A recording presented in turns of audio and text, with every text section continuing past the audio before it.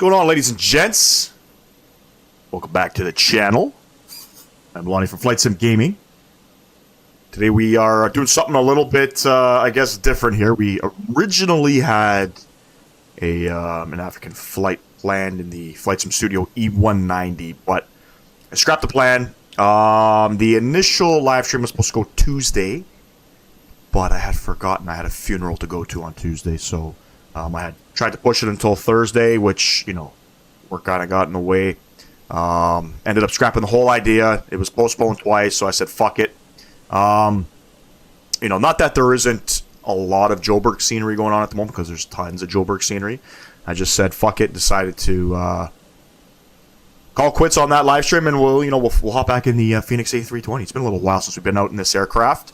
Flying today with Air Azores. We're flying from Porto over to Ponta Delgada, over to the Azores Islands. As you can see, it's pretty rainy down here in Porto at the moment. And it's always a fun approach coming into Ponta Delgada. If you haven't flown into Ponta Delgada,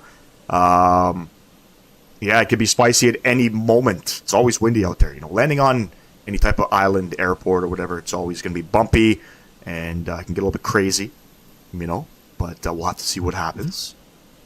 Today's flight time, I think it's about 2 hours and 20 minutes, if I'm not mistaken. Again, a real flight flown by Air Azores or Azores Airlines. You know, straight flight across the ocean. Should be pretty cool.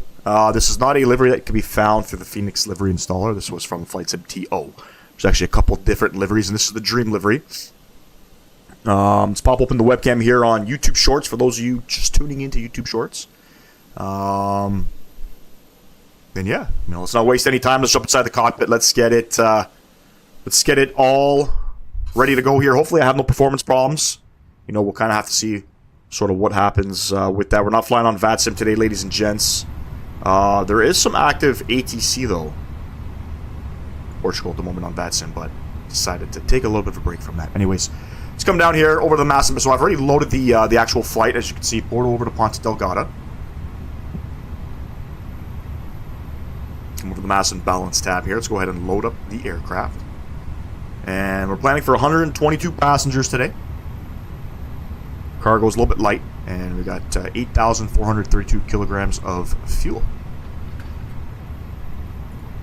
By the way, this is MK Studios Porto as well as Ponta Delgada. It's also MK Studios. I know there's a couple different airports out for Ponta Delgada at the moment. So I've always had MK Studios. We'll just kind of keep it at that.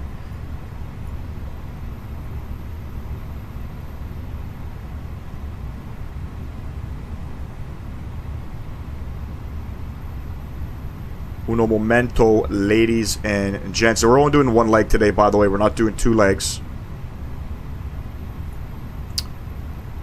So for those of you wondering, it's only 2 legs today. Beautiful. Come over to the init tab here. Let's go ahead and init request.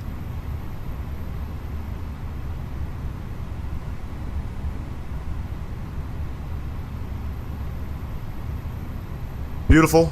Flight number is Romeo Zulu Oscar 173 or Air Azores 173. Cost index we have of 12. We're cruising up to 37,000 feet. Make sure all that is plugged in. Come over to the IRS in. It should be already aligned because I've been sitting on the ground for about 15 minutes. Let's send all of this off to the MCDU. All of that should sort of self-populate. 0 fuel weight and our block fuel all plugged in. Lovely. Let's have a look at our departure here. We are on the Asmov to Romeo departure off of 17, off of runway 17. No transition. Plug that in. Come over to Ponta Delgada. We are expecting the ILS Zulu 30 approach on the Beacon 7 Bravo. Arrival. We'll insert that. Beauty. Looks well. Come over to the perf tab here. This aircraft is very easy to set up. Runway surface, we're going to say it's wet. We're going to load up everything. I'm going to do a flaps 1 departure. It's 18 degrees. Altimeter 2973 or QNH, I think it's like 1010. Altimeter 1007. Let's go ahead and sync all that. We'll calculate V1, 136, 146, 148. Let's send that off to the McDo. We got flaps 1, trim down 0.1. Lovely.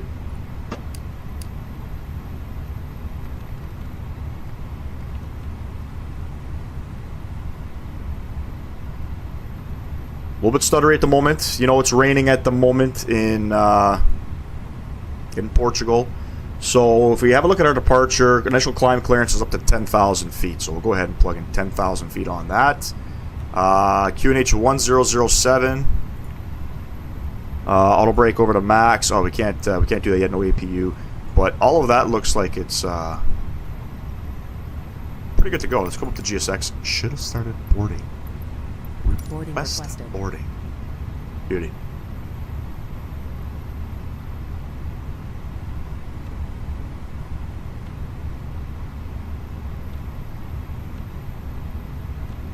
Go ahead and clear some messages here.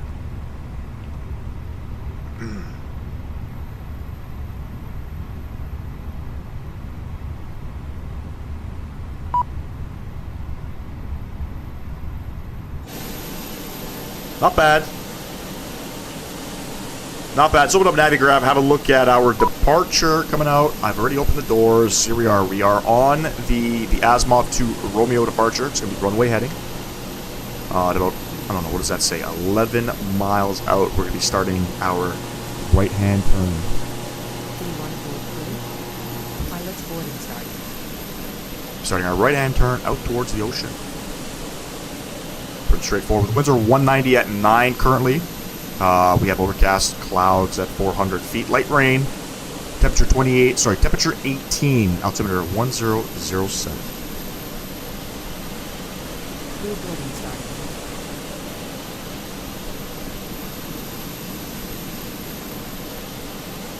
While we wait for everybody to board up here,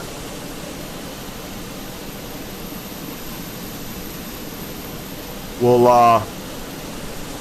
we'll talk about sort of our next flights. I'm going to be doing a little bit of flying out here in Europe. It's been a bit. You know, we've been doing a lot of North American flights.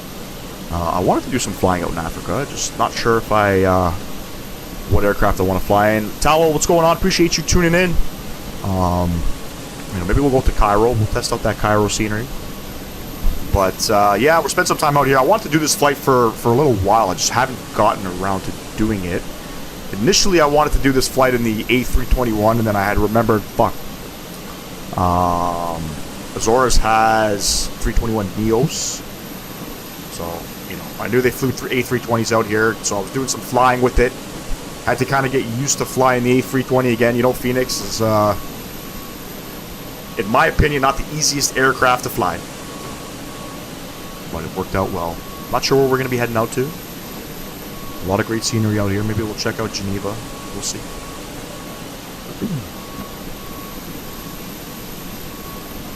Your crew has boarded. Passenger boarding start. Shitty weather at the moment in Porto. But I believe in Ponta Delgada, actually, the weather's pretty nice. So it shouldn't be too terrible. What's going on, Owls? Appreciate you tuning in, my man. Talik, how do you get those clear jetways, the custom ones? Is it scenery or GSX? I believe these jetways are from MK Studios. I don't think this is the GSX jetways, but they do have their own. They have their own. I think it's like the regular standard white jetways that you typically see. I believe these are MK Studio jetways. I'm pretty sure it's part of the scenery. If I'm not mistaken. What's going on, Owls, man? Hey, Ivan, appreciate you tuning in. Hope all is well. Owls, how's that 737 MAX? See a lot of people streaming that. Honest opinion. Honest opinion. I've been a little too busy. I apologize. I haven't really been tuning into the some of the live streams, but I know some of the streamers got early access. But I don't know if I want to really say compared to the PMDG 737. How's it going on, brother? It's going, man. It's going. Finally get some time to come out here and showcase some content. It's been a little bit hectic. My week's been busy. Terrible weather. Yes, Ivan. It looks like, I don't know what's going on with the weather system at the moment. I loaded into the sim. it was clear skies, and then all of a sudden the weather, took a turn. When you get it, you will be in heaven. Yeah, eh? Okay, that's what I like to hear. That's what I like to hear.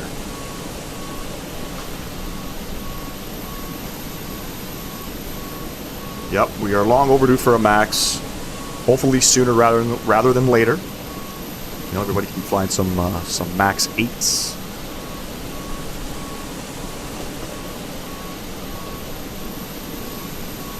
Definitely when it comes to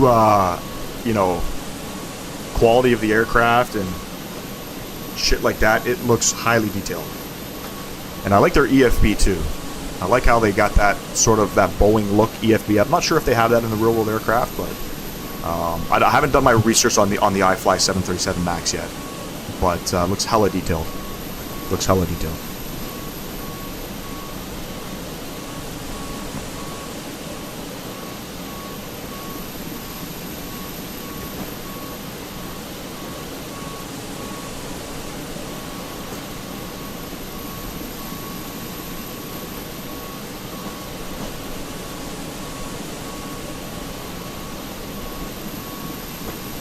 Looks like the weather's starting to clear up a little bit too, which should be pretty nice.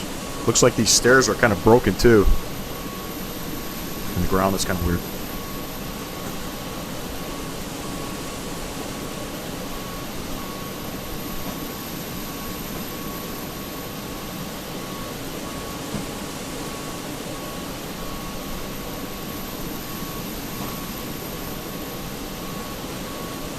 I make you want to do a flight now. Hey, man.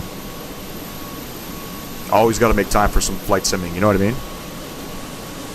This is my relaxation right here. Before, I used to be fixing cars. I used to really enjoy fixing cars. It was pretty relaxing. Now, like, coming on the simulator, man, nothing like it. Nothing like it.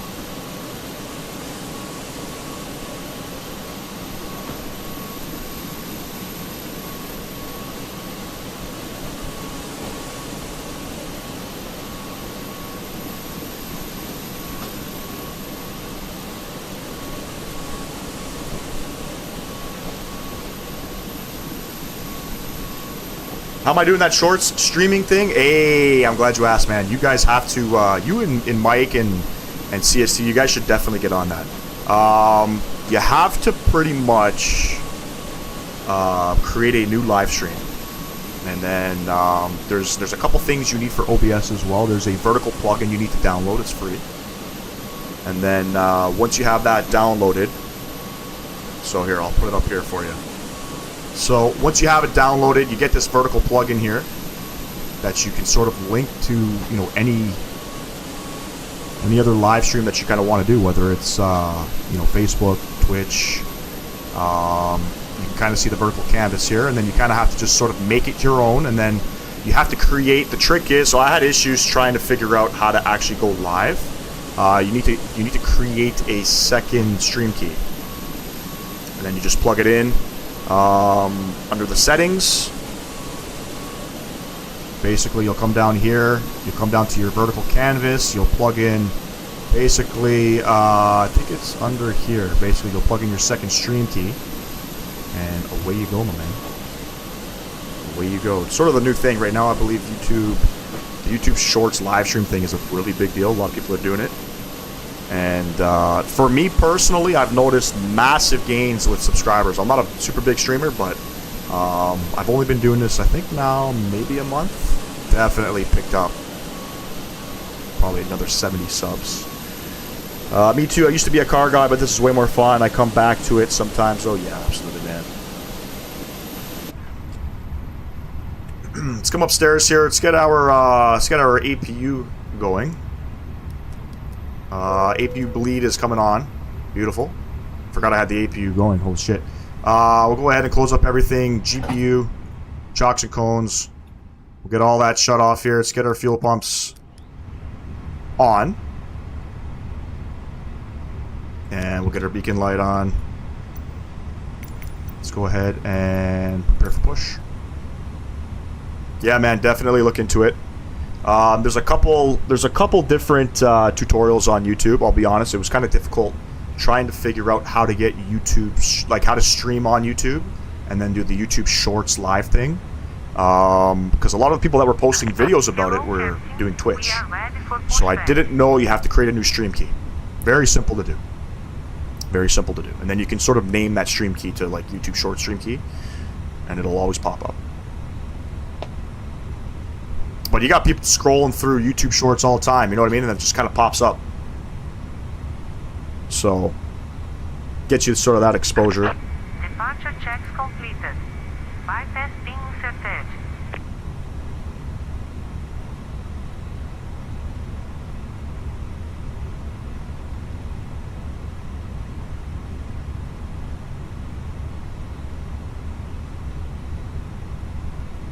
Looks like the weather cleared up here. I appreciate that. You already started to depart. It'd take me like 40 minutes to get it properly depart.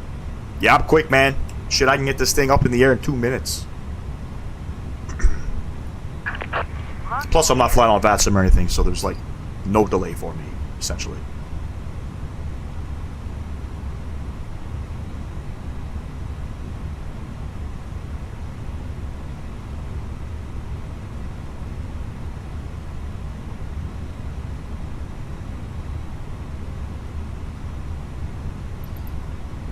Alright, we're departing off of runway 17. What do I got to do here? Let's go ahead and get ourselves pushed back.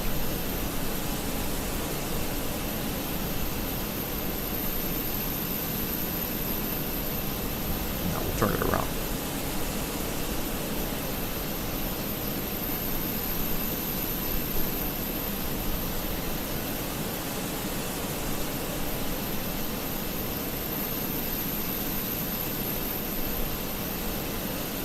Exiting from editing Beauty. mode. Please wait. Heavy parking brakes. Commencing. Marker brakes coming off. Let's go ahead. Start up.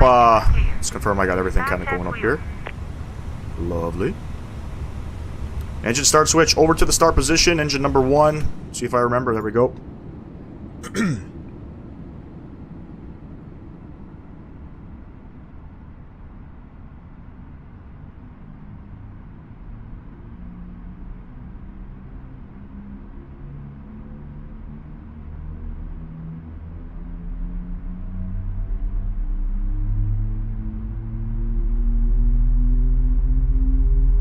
Now this aircraft has been updated. It's been a little while since I've flown it. I think there was an update last week.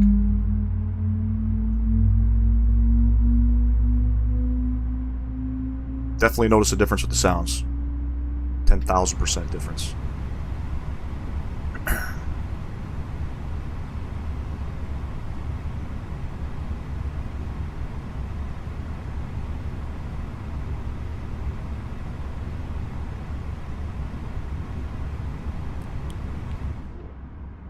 Engine number 2.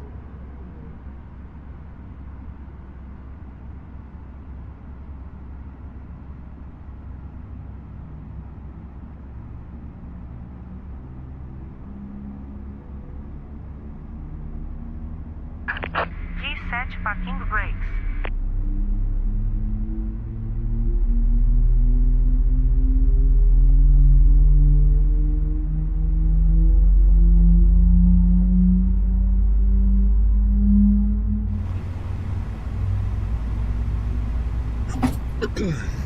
Two perfectly good engines. APU bleed coming off. Master switch coming off.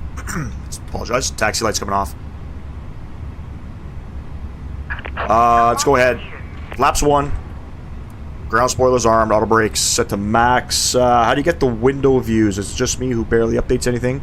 Nah, man. You got to actually create that yourself. So you have to go into the aircraft camera config files, and you have to sort of make some adjustments with that. You got to reload into the aircraft, and then you got to kind of make those views.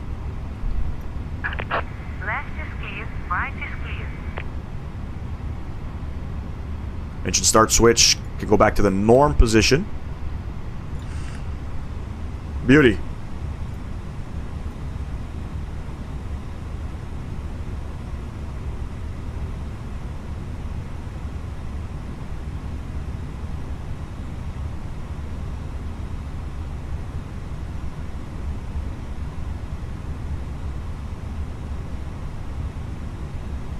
Make sure my side stick's working.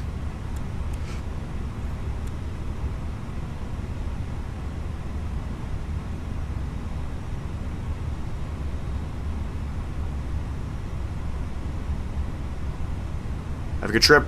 Parker brake coming off. Takeoff config. He's good. Let's get going.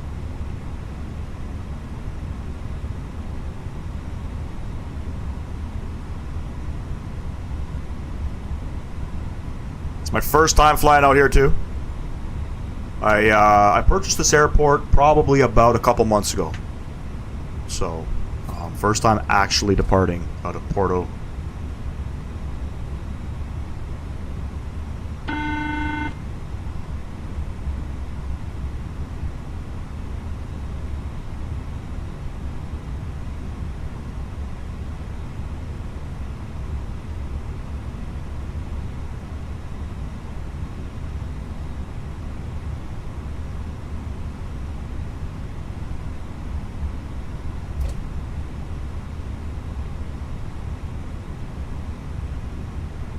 We're basically going to taxi apron over to Echo 5.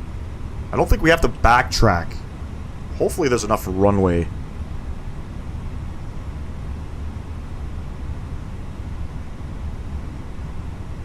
I might just backtrack just in case. I don't want to look like a shitty pilot if I don't get off the ground.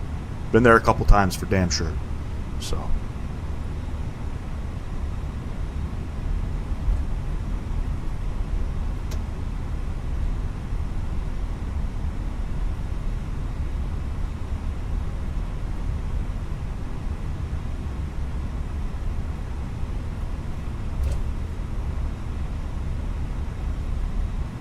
And again, we're only doing one leg today, ladies and gents. I got some things to do after the live stream. So it'll make for a pretty decent live stream, you know what I mean? 2.5 hours.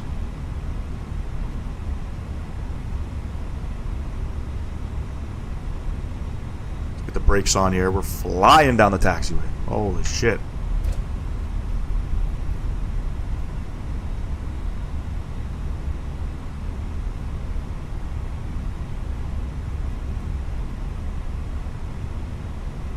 Couple things I forgot to do that I normally do. Let's get the brakes up here. And we'll start slowing her down. Copy the secondary flight plan. Copy the active. And...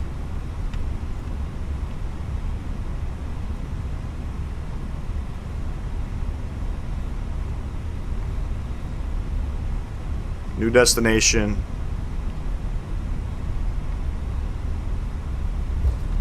ILS 17 approach, no star. And I should probably pay attention to my taxiing. There we go. Just in case, you know. Heavy rudder. What the hell? Holy shit.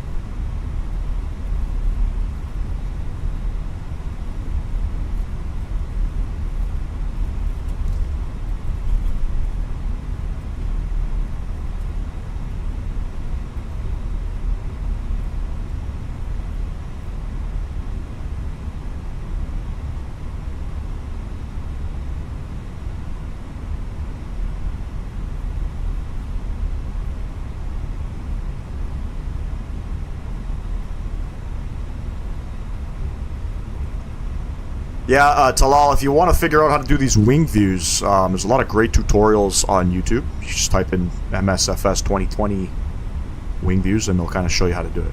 And I'm pretty sure you can do it on every aircraft as long as you go in and you change up the camera config file. Should be good to go.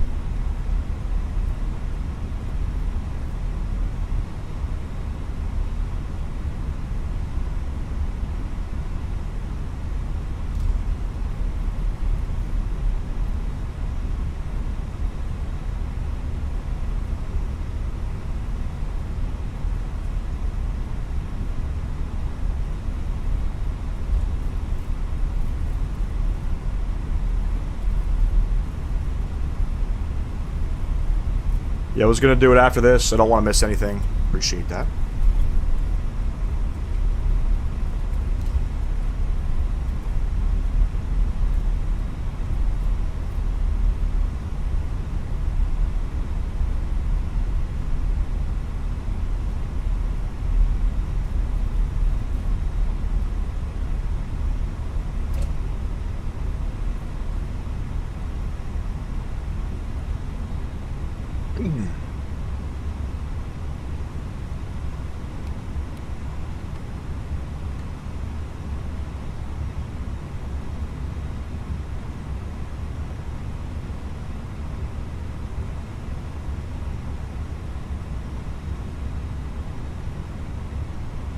We're gonna backtrack.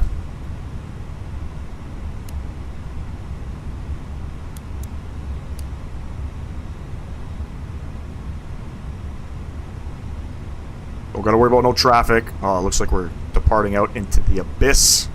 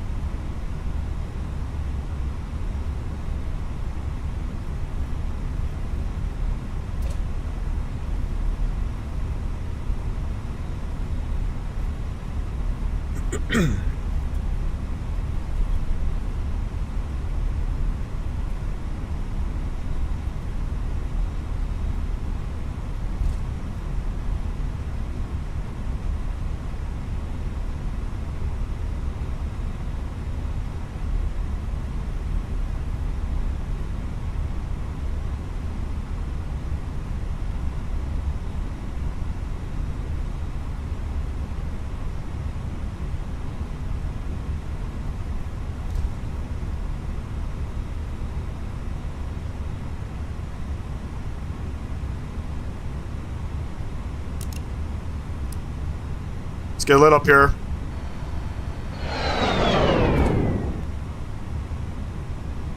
Let's get ourselves ready.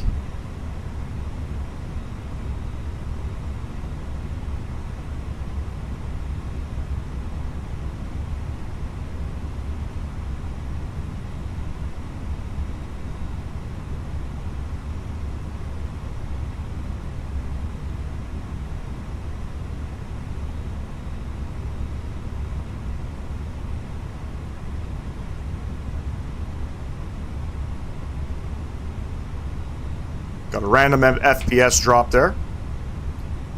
See what happens, ladies and gents. Enjoy the departure. Throttle's going up 40%.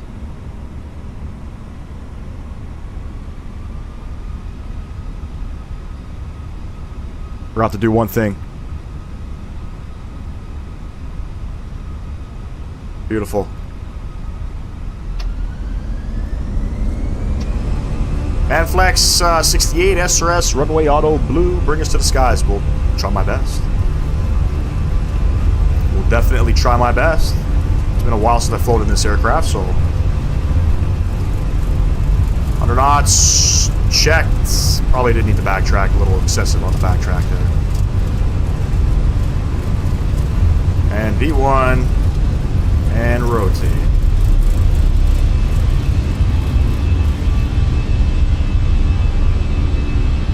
Positive rate of climb. Gear going up. God damn. Can't see shit. Beautiful.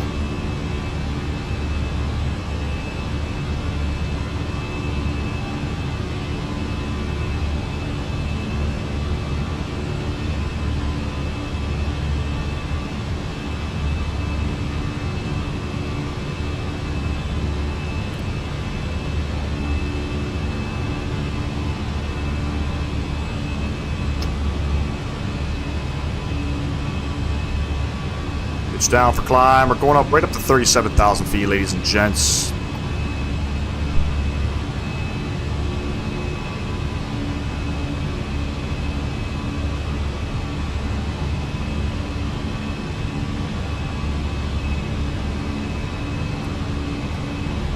Go flaps 1.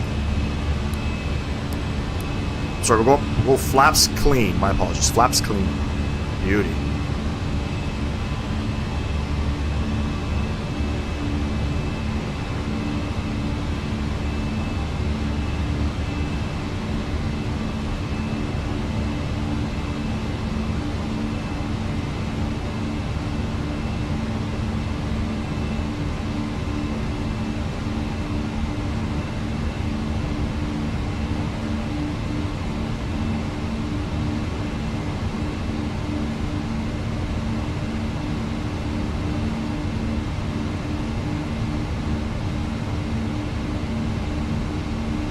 $4,000 feet, standard pressure is in.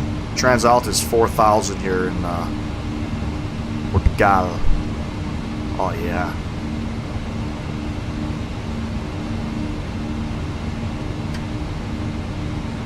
Throw it in autopilot, bring gas back up top. Not bad. What do we get? What do we get to see? Not much. Owl says Toga. Yeah, man.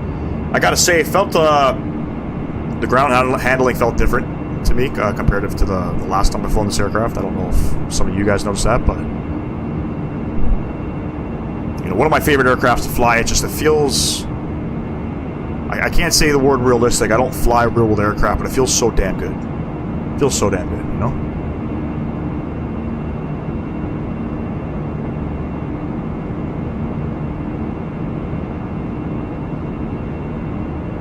Beautiful coastline there with all the beaches. Fantastic.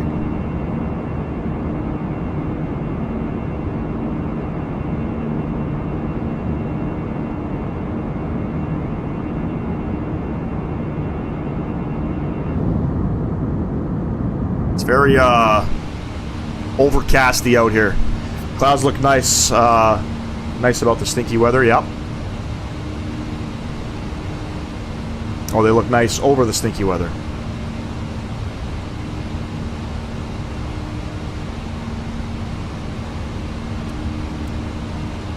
Yeah, Sobo definitely has done a lot of fine-tuning with their clouds over the course of 4 years. I'm very happy that they've sort of done some changes. They didn't look great at first. They did not look great at first. But, yeah, man. Like, you can kind of see some texturing issues. I don't know if that's actually in the clouds or not, but I have noticed that previously with the texturing problems. They got that popcorny look to it, you know? But 2024 is coming out soon. Can't wait. Can't wait.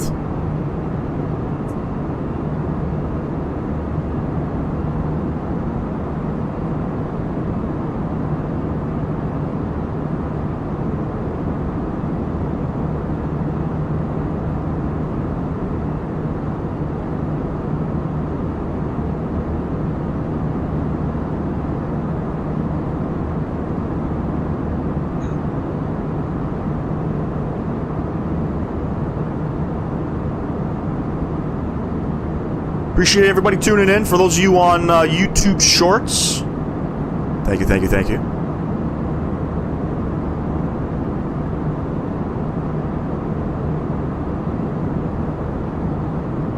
Just downloaded scenery and my whole airport is pink. You know what it means?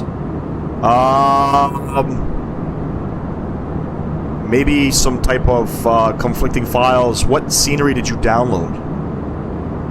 Because there may be like a handcrafted airport that might be layered on top of that, causing your problems.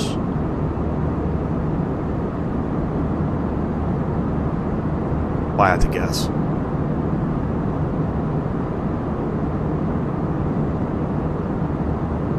Holy shit, just like that, the fucking clouds just change. They look sick though. They look sick.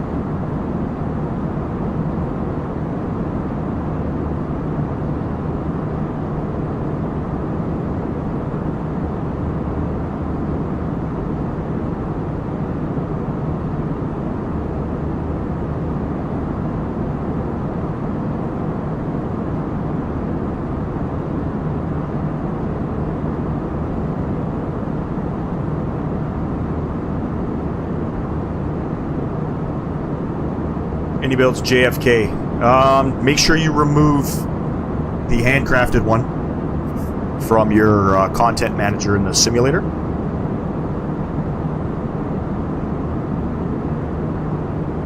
You love doing VATS in there, so I downloaded it. Yeah, it's actually a pretty good airport. The problem is it's very, very heavy on performance. Very heavy on performance. So, yeah, just be mindful of that. I've done some arrivals into JFK, into Anybuilds JFK, you know, with frames at about 19 FPS. Super ultra stuttery. But if you have, if you're flying on PC and you got the, you know, obviously if you have an RTX 40 series card, you get native frame gen, but if you're on a 30 series or a 20 series, you can get a frame gen mod. Which is pretty cool.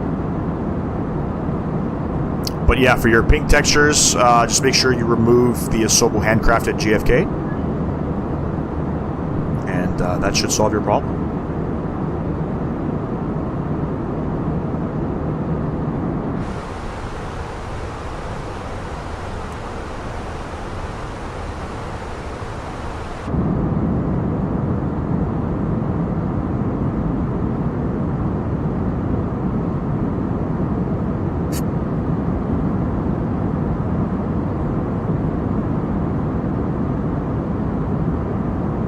I don't fly to JFK too often, just because, only because of the scenery. I love flying into, obviously Newark is a pretty cool airport.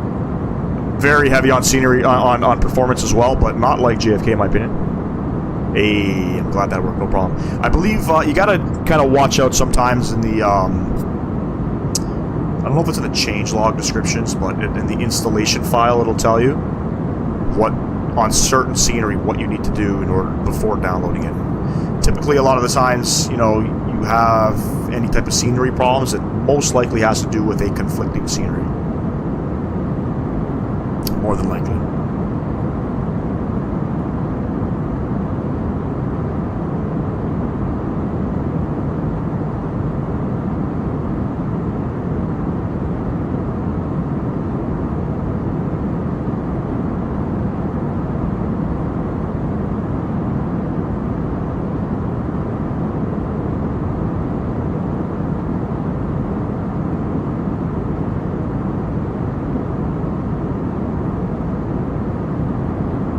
The weather saying down in Ponta Delgada right now. Hopefully it's not fucking... The winds are 200 at 9. Woo! It's gonna make for a interesting approach, to say the least. What are our options? We have an RNAV approach we can do for runway 12. We'll stick with runway 30 at the moment. Runway 30. It's the one with the ILS.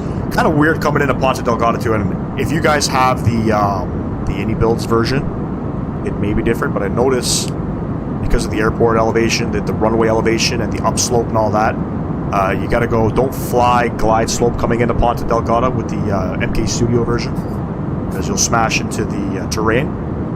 You gotta come in on basically, just before you can start coming over top of the runway, you gotta be about three white lights, one red light on the pappies, and then ground effect kicks in and just sucks the aircraft down to the ground. It's crazy. Some crazy shit.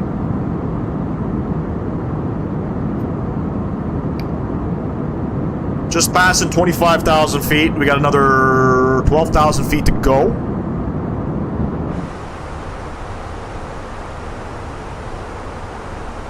Hopefully it doesn't get too dark once you come into Ponta Delgada. I hate landing in the dark. Got something in my eye. I'm gonna go ahead and turn some sounds down. Let's get some music up here.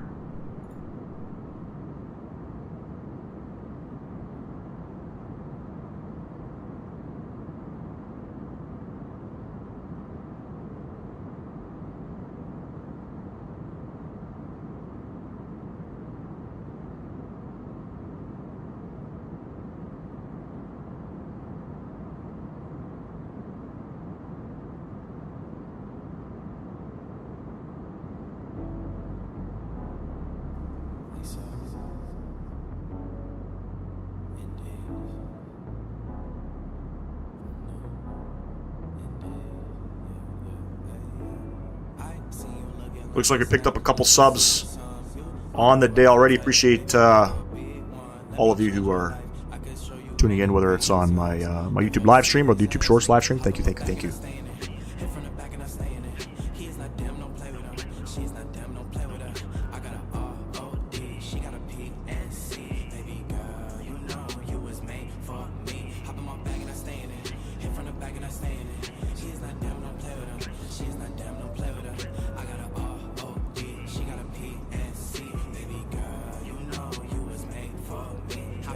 We're flying about 2+ hours over the ocean here. Is MSFS flying physics better than X-Plane? Because I heard X-Plane is better. That's what they say.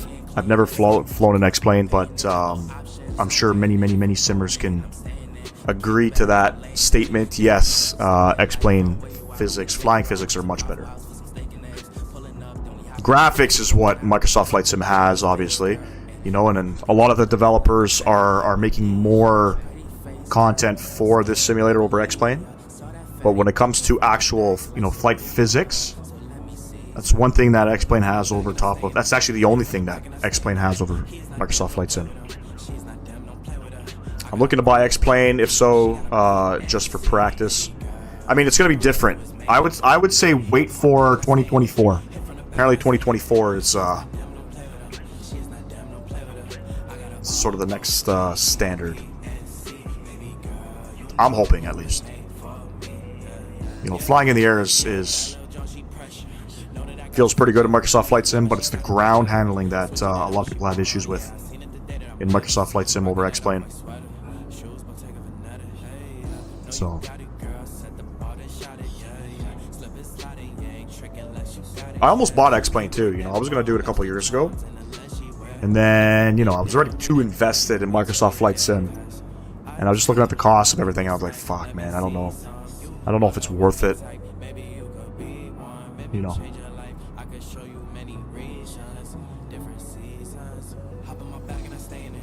You worried you can't run 2024? Nah, man. You can run 2024, man.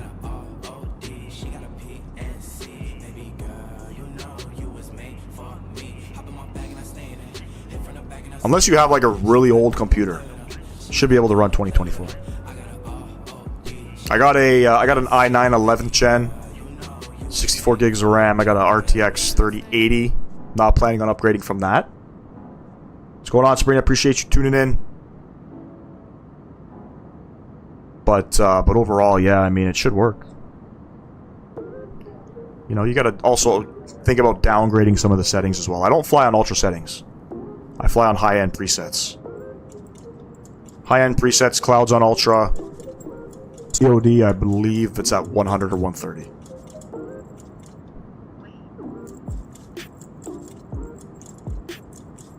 With the frame gen mod, I could probably go into the I could probably go up into the ultra stuff, but you don't really notice too much difference, you know, other than performance.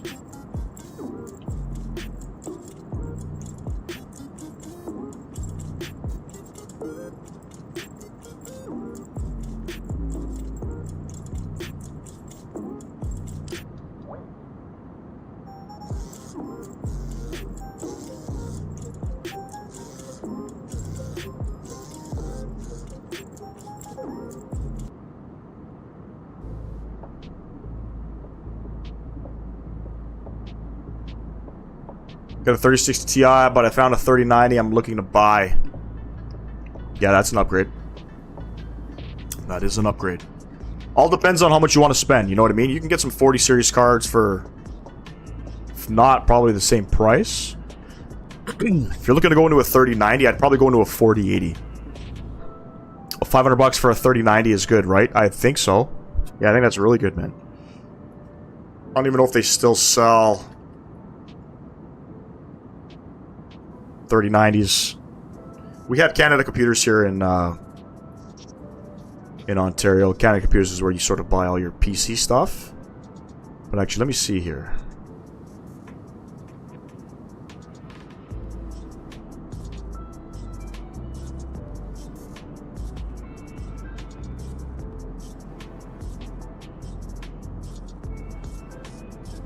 So they're pushing a lot of 40 series. You can get a 4070 Super for about $800.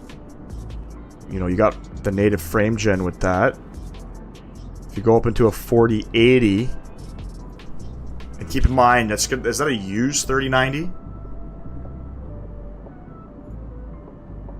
Buying used in Ottawa, they don't sell it anymore. Nah. You gotta be careful with the used stuff too. You know what I mean? If you're going up to a 4080, depending on the one that you want, yeah, fuck, it's still expensive. It's still $1,400. That's crazy. They were cheaper. I guess the demand is probably pretty high. That's why they're raising the price. But I picked up my 3080 in 2022 for $900. It's the Gigabyte one, Gigabyte RTX 3080. It's been great. You know, it's been great. Sometimes Canada Computers, you know, they might have just a random 3080 or 3090 that one of the stores stocks in.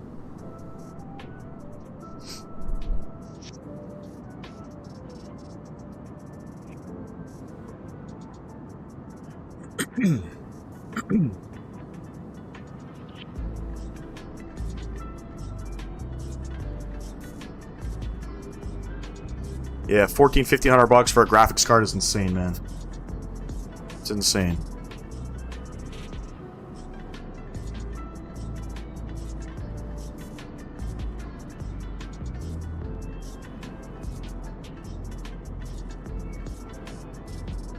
Just thinking of possibly doing an upgrade next year. My last upgrade, I think, was in 22. Probably keep this current PC that I have as my stream PC, and then get. I like the ready build stuff that they have there. I don't know how it works in the U.S. Canada Computers, they build, you know, their own PCs. It's not made by Canada Computers, but there's different components for those American viewers tuning in. They use different components to build a PC. So actually, the computer that I had before my upgrade was already built, and you save money.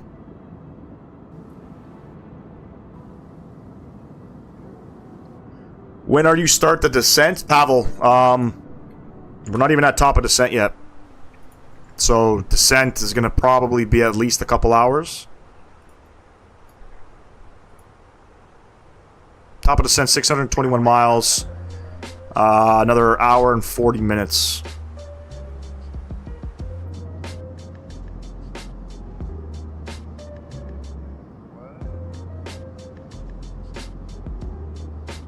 But yeah, I was thinking of getting a ready built. You can get ready builds for, you know, a decent price. We slap in a, you know, they can slap in a 4070 with a current gen CPU. Can't go wrong with shit like that. You know what I mean?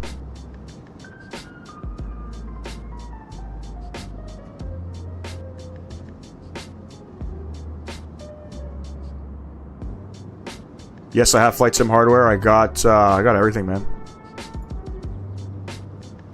Got the yoke, side sticks. I got throttles. I got rudder pedals. That's about it.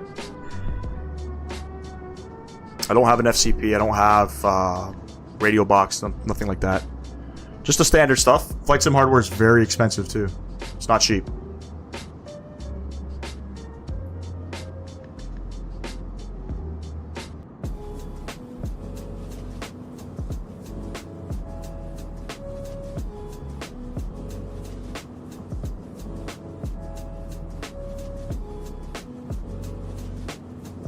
I like building my PCs just because I'm bored half the day other than working.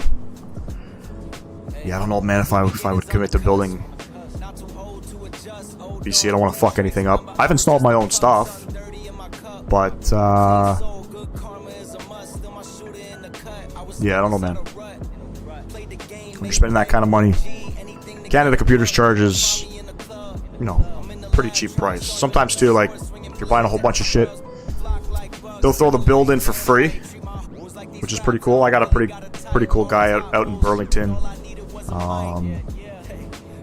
know, who builds my shit from Canada Computers. He's a technician out there. Ladies and gents, I'll be right back.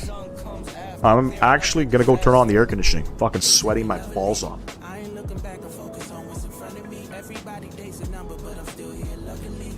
the guy got me, so I'm in good company.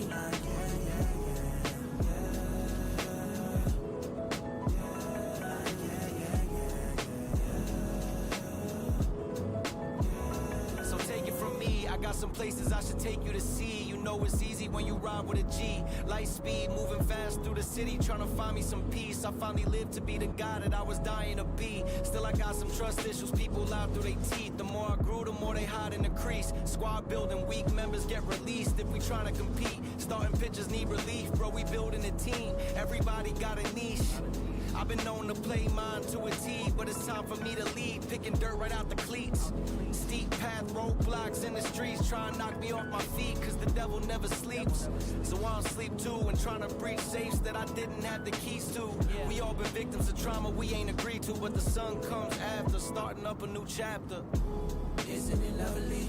I ain't looking back, I'm focused on what's in front of me. Everybody dates a number, but I'm still here luckily. I know the guy got me, so I'm in good company. I'm back.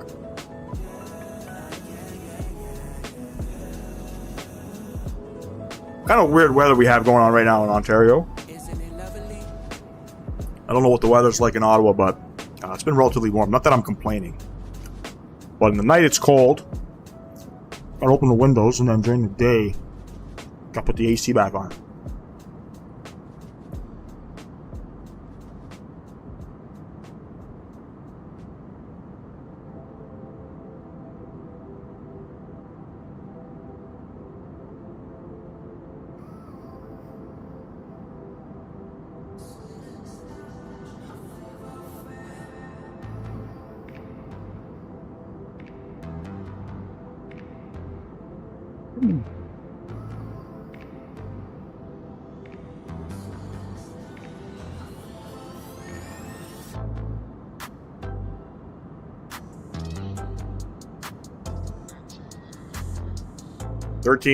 Sunny, very cloudy.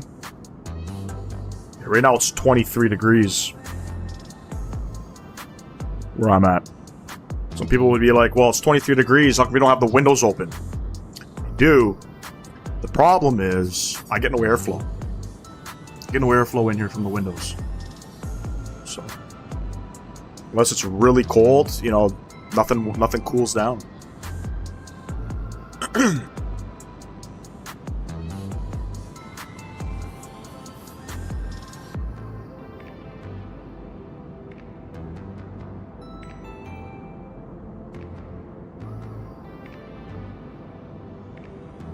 It's like really sunny and bright, but there's clouds there. It's not overcast, but partially cloudy maybe.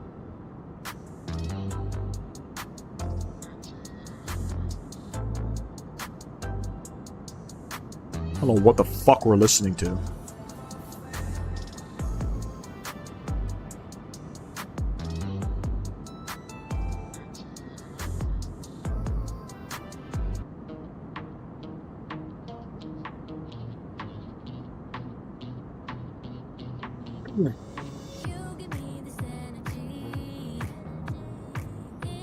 About some dance music, you know?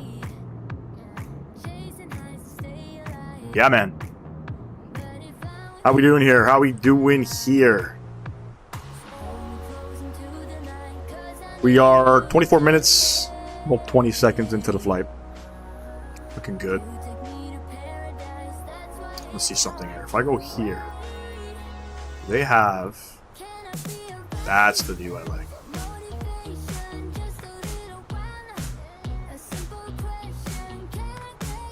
What am I doing? There we go.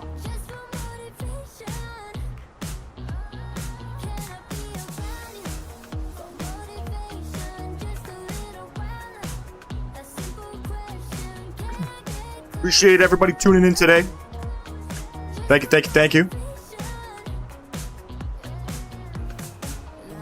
Picking up the subs. I think that's 4 subs on the day. So thank you for that.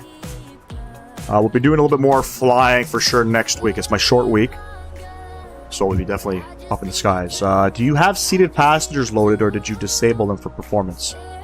There's no seated passengers for me, no.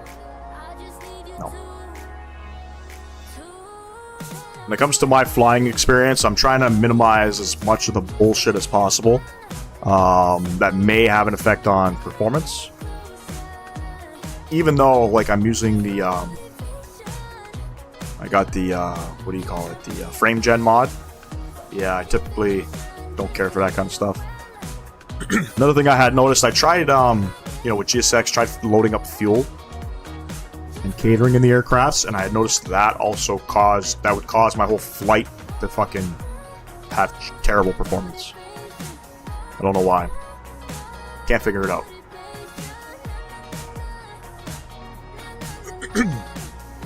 What are you using right now for the flight? Like hardware? Honeycomb Alpha and Bravo yoke and throttles. For this flight, obviously we're flying an Airbus, so I got the Thrustmaster Airbus side stick. Highly recommend. My rudders, I got the Logitech rudder pedals. Nothing too crazy with the rudder, but that's what I currently have. Started out with the Logitech yoke and rudder pedal. So a lot of my Airbus flying was done with the yoke at first. Which it's very strange when you make that transition over to the side stick. Honeycomb is solid. Honeycomb is you know, I like their throttles. I like their yoke. Okay, I don't dislike their yoke, but I find it's very great for GA flying. It feels very stiff. You know, when you're flying some of the Boeing stuff, that's where that pendular, that Thrustmaster Boeing pendular yoke comes into play. It's actually pretty nice. I have used it. I just haven't purchased it. Haven't purchased one. But if I was going to pick the two, don't buy the Honeycomb yoke, buy the pendular one. Yeah, I had the Thrustmaster yoke and Bravo throttle. Yep. Yep, a lot of people aren't using the Thrustmaster throttles. They're using the Honeycomb Bravo throttle. You need rudder pedals, so how are you controlling rudder? If you don't mind me asking.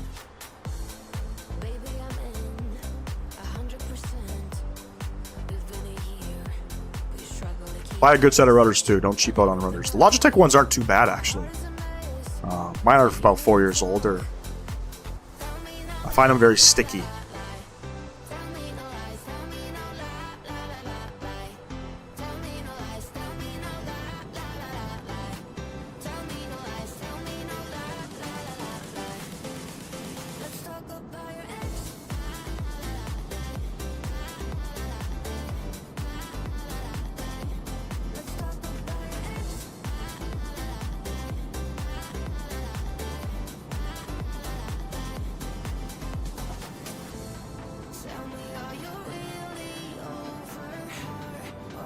Damn, man, you're fucking flying. You're using rudders from the yoke? Damn, bro. That's gotta be a fucking skill in its own. Airborne 02, hello, hello. Appreciate you tuning in. Airborne 02. You told me to tune into a live stream. I can't find you on YouTube. Send me a link to your channel. I turned that shit 90 degrees to turn on taxiways. Fuck, man. You know, one thing that's wild, I've actually used my yoke, so I'm an avid sim racer. I love sim racing. Did a lot of the F1 game series. Tried racing with my rudder pedals and my yoke. That's fucking wild. That's fucking wild.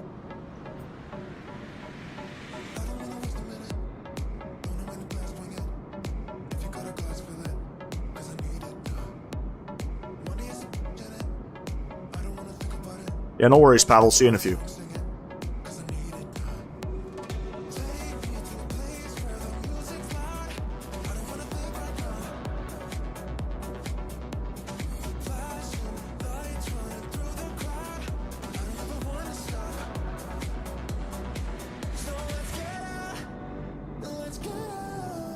Pretty boring flight, ladies and gents. We're just sitting at the top of the ocean here. That's the Paro landing? Yeah, but I can't find your channel, man. Hold on, can I click on you now? Let's see if I can click on you.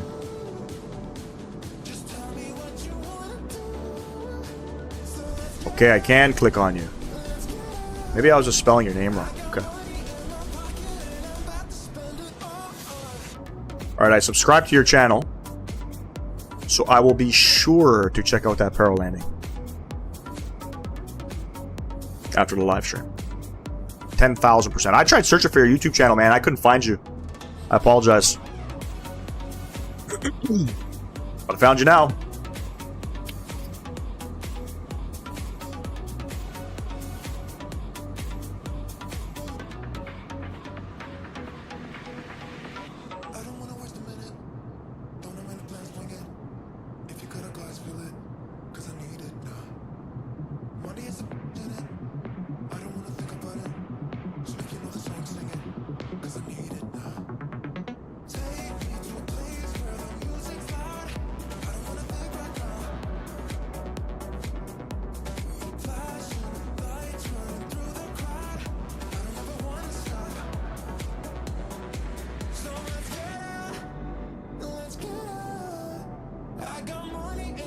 You're definitely airborne. If you're still here, I definitely like your thumbnails, man.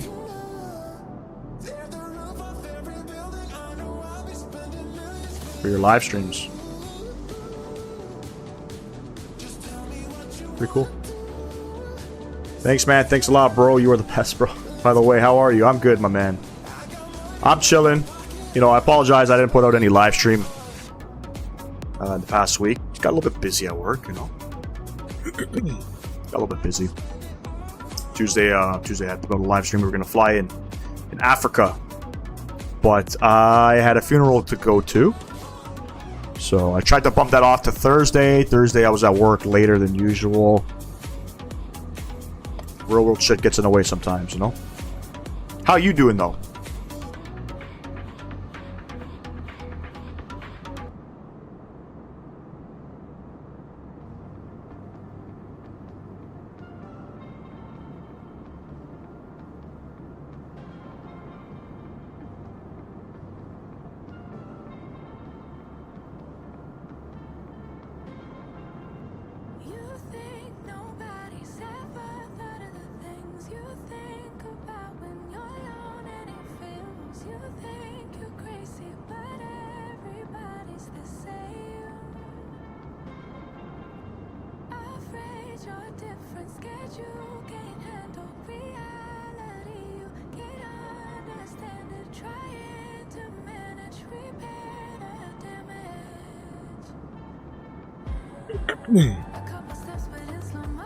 Okay, brother, I always eagerly wait for your stream. It's late today. I went to a wedding, came back just now.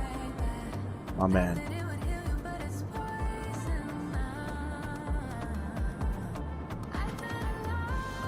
Yeah, those Indian weddings, man. I've been to one. Y'all party forever. Did you party for a couple days? Was the wedding a couple days?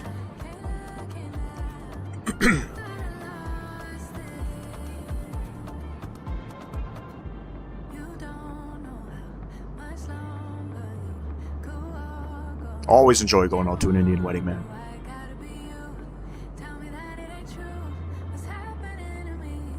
And what time is it for you right now? It's gotta be what, 10 p.m.?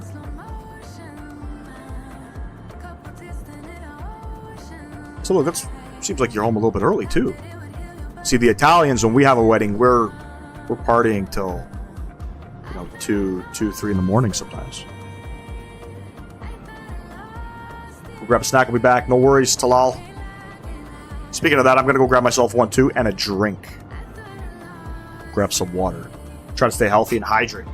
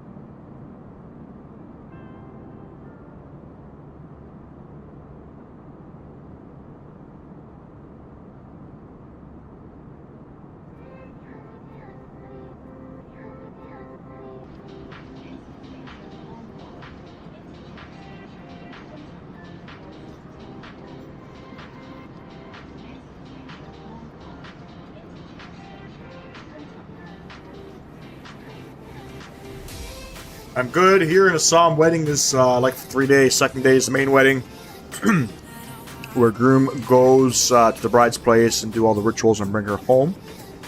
Then comes the reception, party day. Yeah, man. I've been a part of that too. A lot of partying. But it's pretty cool, man. There's different, everybody, different parts of the world does things a little bit differently, right? The typical wedding here in North America, it's like 1 day. You have the, get the wedding where you go to the church, and then a couple hours later, you're off to the reception. And that's about it.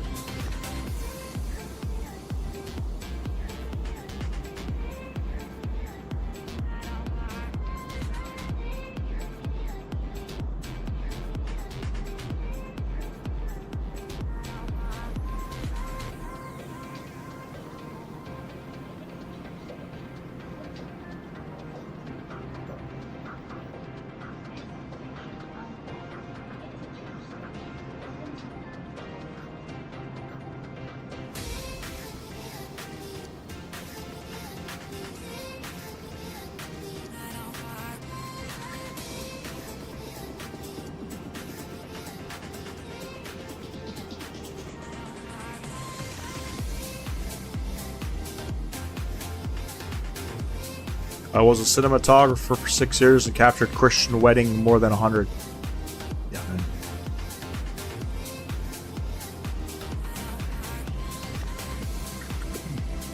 Mind you, they may be different, different parts of the world, right?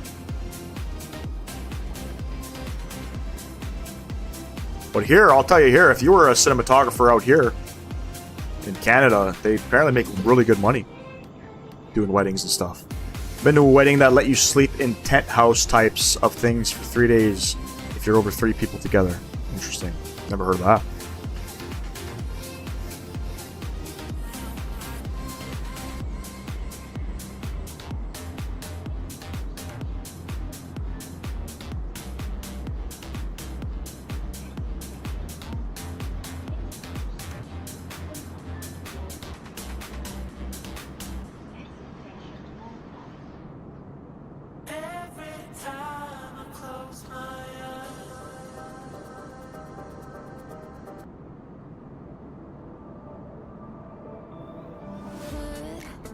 Stuff away and check out for the day. There's no time to waste when it's 100 degrees. Burns under my feet. Won't you have a drink with me? We head into town, see what it's about. Barely need a shirt, though the sun has almost set. Make the most of it. I know we will dance and sing.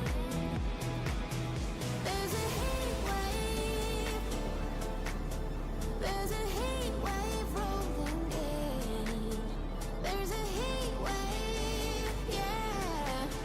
There's a party in the streets and the city's on fire. I wish, but got a government job last year, so I had to dump all my dreams and sit in a single chair now for the rest of my life. Hey, man, government jobs are worth in Canada. That's what you want, man.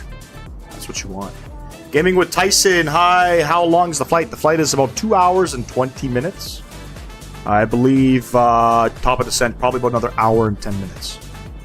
If you don't mind me asking, how big of a monitor do you use on MSFS? 27-inch. That's my my gaming monitor as well as my chat monitor. 27-inch. I should probably go bigger. You can go bigger if you want. But, first and foremost, for the live streaming thing, I was a pretty avid Call of Duty gamer. I found that playing first-person shooter games with bigger monitors just didn't suit well, so I settled for a 27-inch.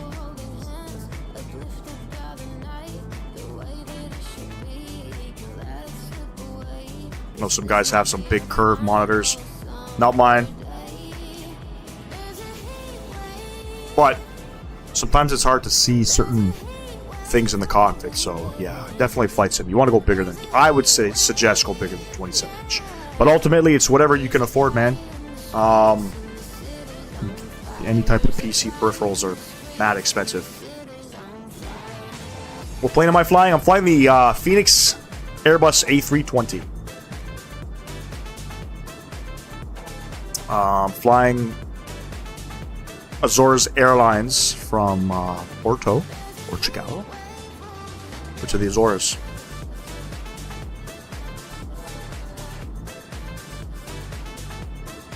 Curve monitors are like 1K. I'd rather buy a fucking graphics card. But yeah, facts, man.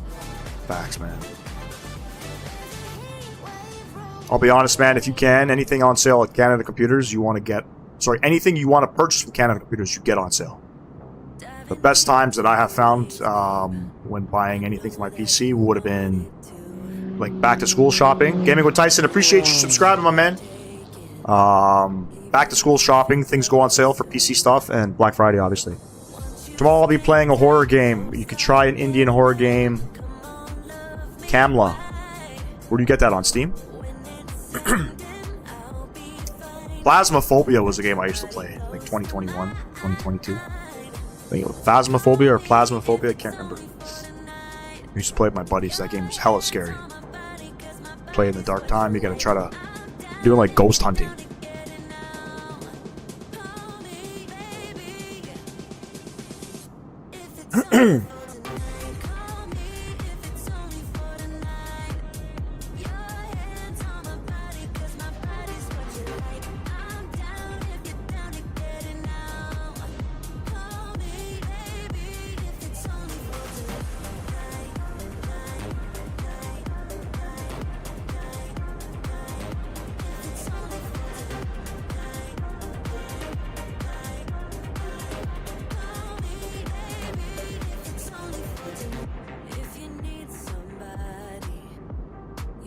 Airborne, are you going to be live streaming that game? Yeah, it's on Steam, $3 most probably. I bet you'll be scared while playing. Probably, man. I'm not, you know, one of those type of people where I can watch a horror movie, not be scared. I can easily be scared. My kids fucking scare me, you know what I mean? They'll just jump out of the corner and scare the shit out of me.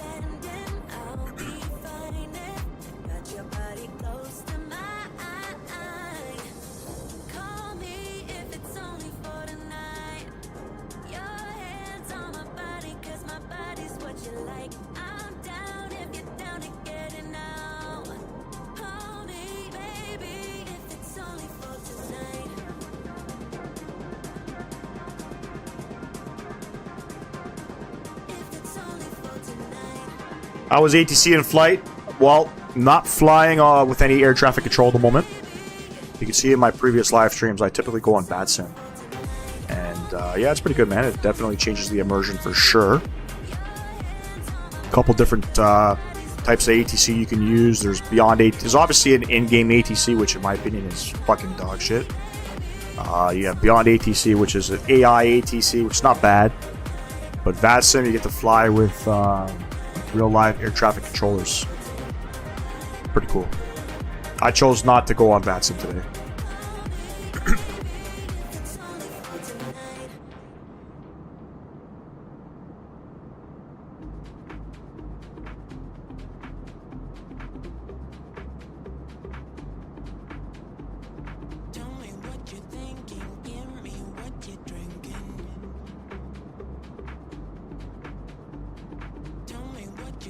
Yep, I'm getting MSFS 2024, 1000%.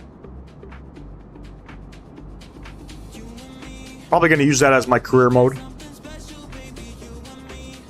Keep in mind, if you're in the flight sim community, you know Bluebird's making a 757 for MSFS 2020. What's going on, Pavel? Appreciate you tuning back.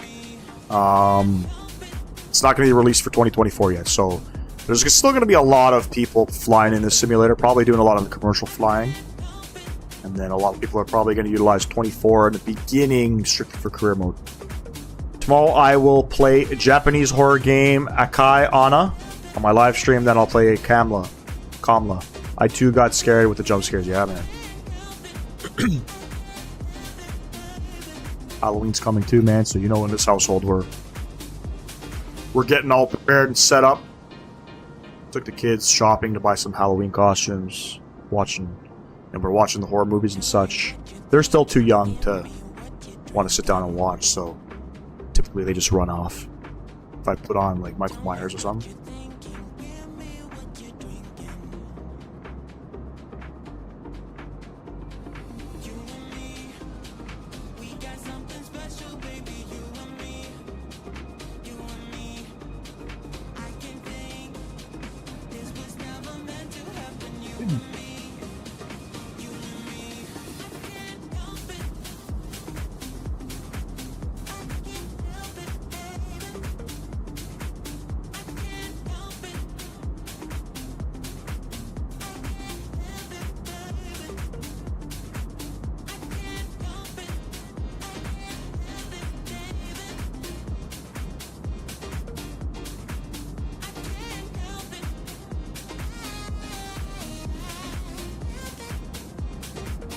Let's have a look here. Top of descent. 436 miles. Another hour, 10 minutes. Have you watched the Conjuring series? I have not, no. No. I'm not a big movie guy, to be honest with you. I tend to fall asleep a lot. That's sort of my problem. Doesn't matter the time or day. Movie comes on, I just knock for some reason.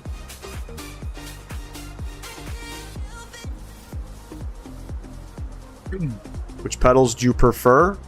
To be honest, I don't have a preference. I've only ever used the Logitech pedals.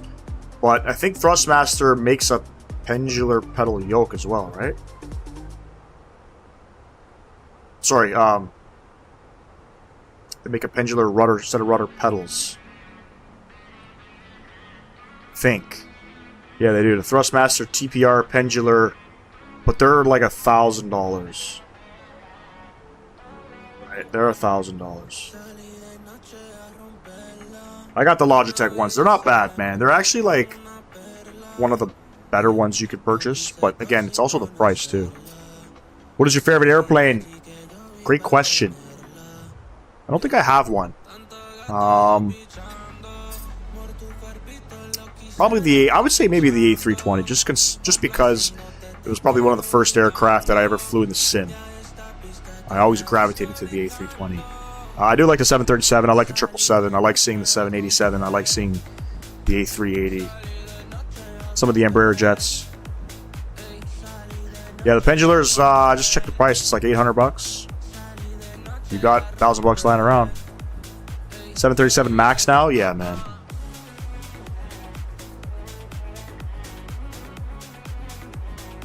Max definitely a cool aircraft.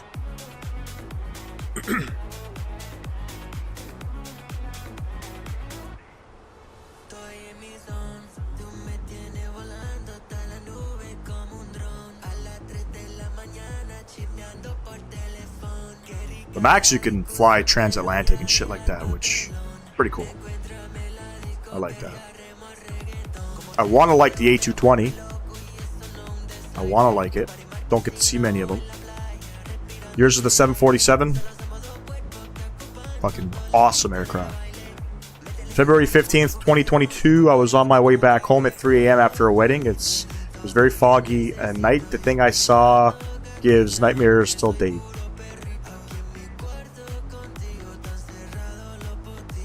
Anything can happen, man. You believe in that stuff? I definitely believe in that stuff. I haven't seen anything.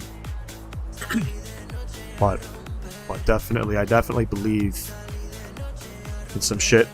I'm also going to get a whole FCU. I know it sounds expensive, but there's a company that makes cheap but quality. Yeah, I've seen it at the Flight Sim convention. It's that Chinese thing, right? Chinese company.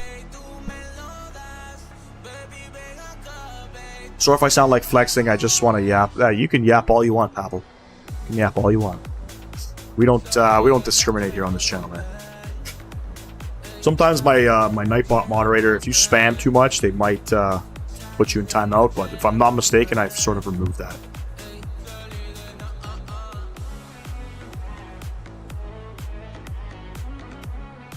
But I definitely dig some of the setups that some people have, where they have pretty much like a whole cockpit. Have everything. They got the proper yoke, the rudders, the throttles. They got the little radio stack. They got the FCP. You know, some people have instruments. You can buy all that shit too. Fly-by-wire A380 is coming or not, bro? Is that still in progress? It's still in progress, man. I think Blue Games just I think he just did like a podcast with some of those people at Fly-by-wire, if I'm not mistaken. You can go check out on his channel. Still heavily in development. Still heavily in development. Want to buy like a whole setup? Gaming with Tyson. Do you fly on Microsoft Flight Sim?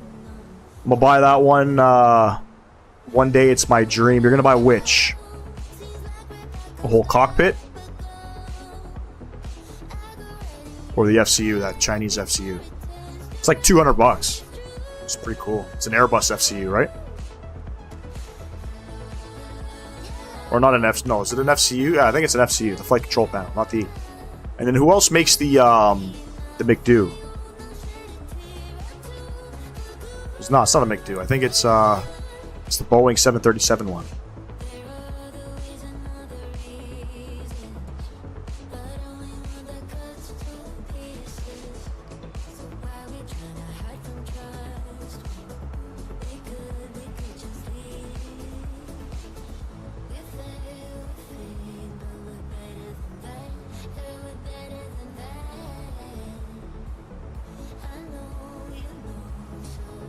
Yeah, they have the Airbus right now, but I'm a Boeing guy, so I'm gonna wait until they publish the 737. Are they actually doing that though?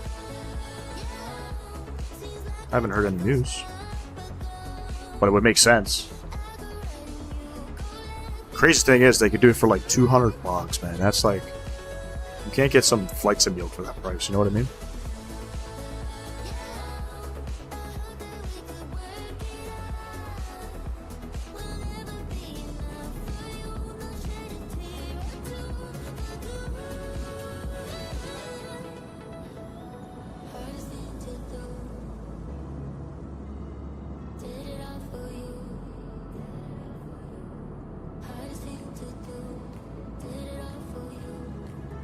$200. I think that's USD as well.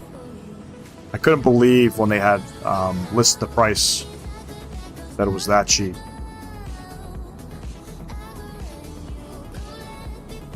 But, you know, obviously us in the flight sim community, we appreciate that kind of shit, you know what I mean? Pricing is a big thing.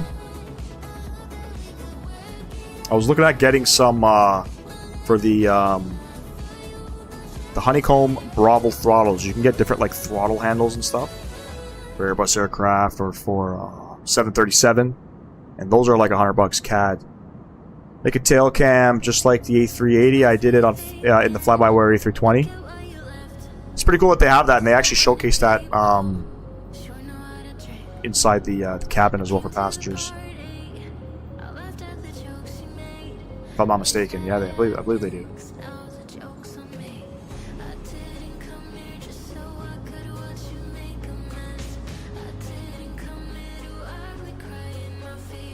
Sound like the throttles were spooling down for a second.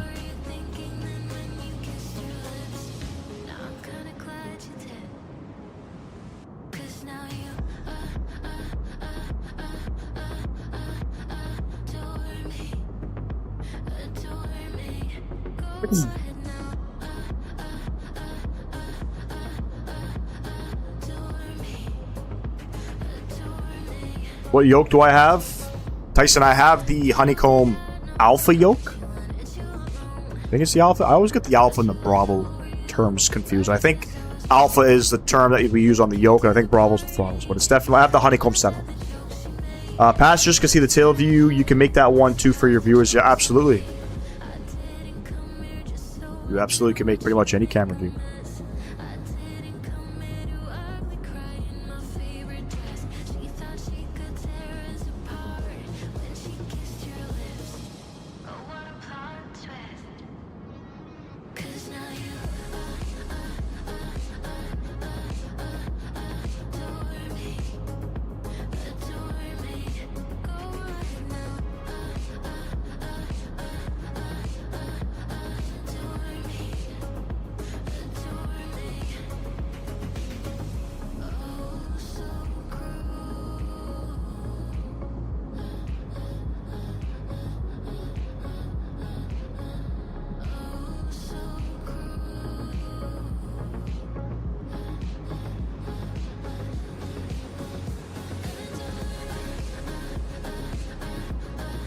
We're almost halfway there.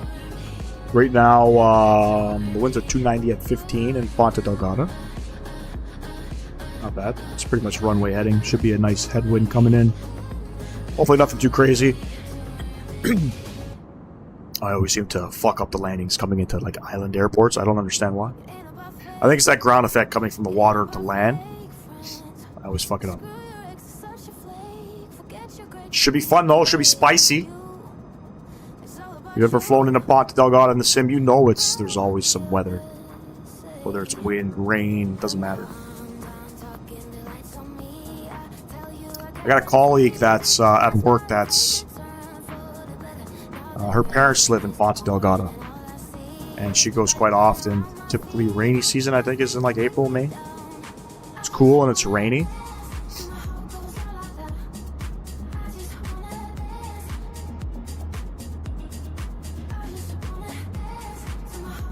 Doing a 9-hour flight in the 747. Where are you flying to, man?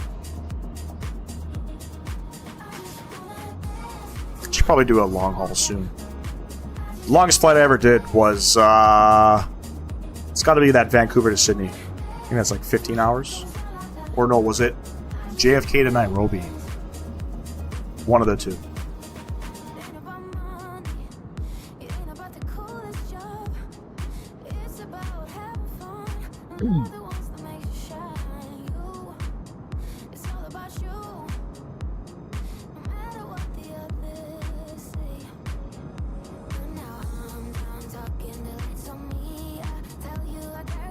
Yo, I just searched and found out that Thrustmaster have other rudder, and it's a lot cheaper. Yeah, but I think that's the one where the pedals are so close to each other, right? Thrustmaster pretty much has everything. Anything simulated, yes, it's the TFRP rudder pedals, if I'm not mistaken. I think they're shit. I could be wrong. But because the feet are so close, people are saying get the Logitech, what is it, the G Pro flight rudder pedals. The pendular ones are worth your house. Fuck, man. I know.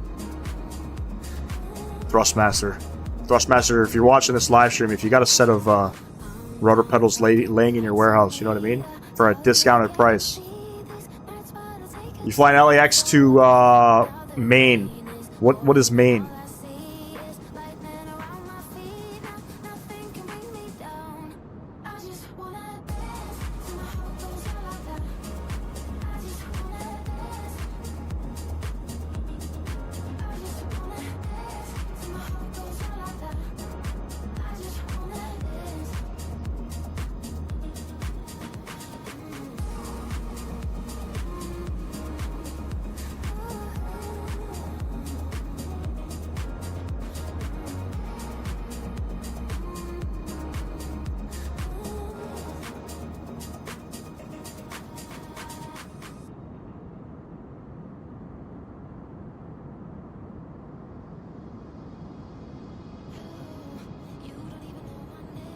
Main City?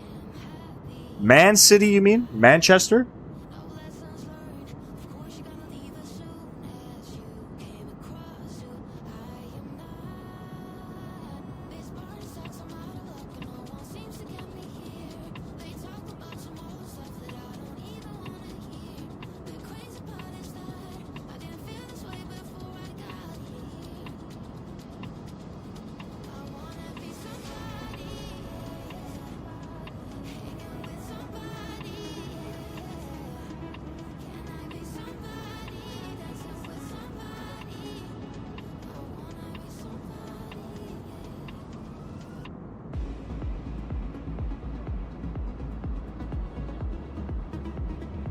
Very cool, man. Which Manchester City airport do you have? Is it the, I think it's Mako Sim, or Thai Models? MSFS 2024 cockpit can be shared, I heard. Longest flight is from London to Sydney. Damn, that's a long flight, too. I wonder how shared cockpit's going to have an effect on performance. I was watching Jeff Favgano and Captain Canada, I think like 2 years ago or something. They were doing it, but performance did not look good.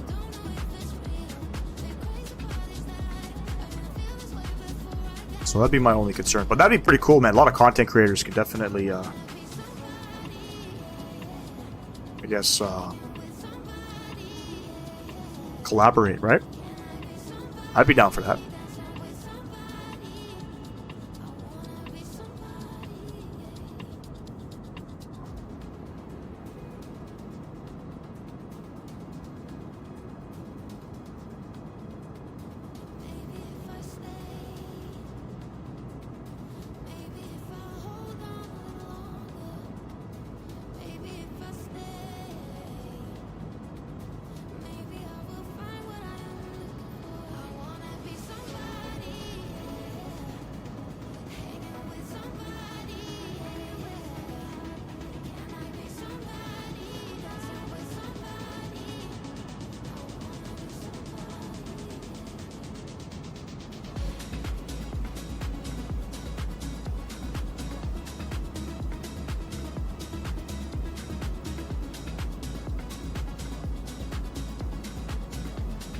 We're gonna buy 2024. Yep, for sure, man.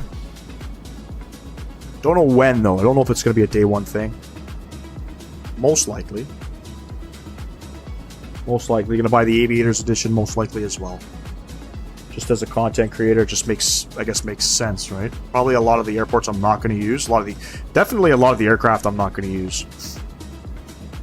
But I guess that's its selling point. You know what I mean? When in my opinion, they should just make one simulator with everything in it. If it can be shared, it will be insane for the aviation lovers. Pilot and co-pilot flying together from different stations around the globe. Yeah, that'd be pretty cool, man. That would be pretty cool. Literally, I would go over to Captain Canada and be like, here's a donation. You know, stream with me for, 30 minutes. We'll do a short little flight. No, I'm just kidding. That'd be wild, though.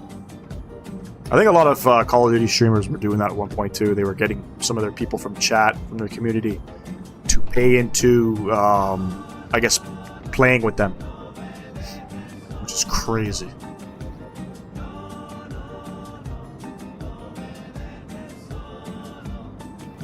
That said, that shared cockpit will be added later on.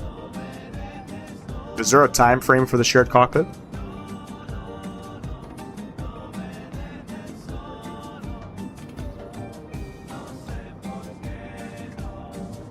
We'll play together, bro, if you don't mind. That'd be fucking sick, man. That'd be sick.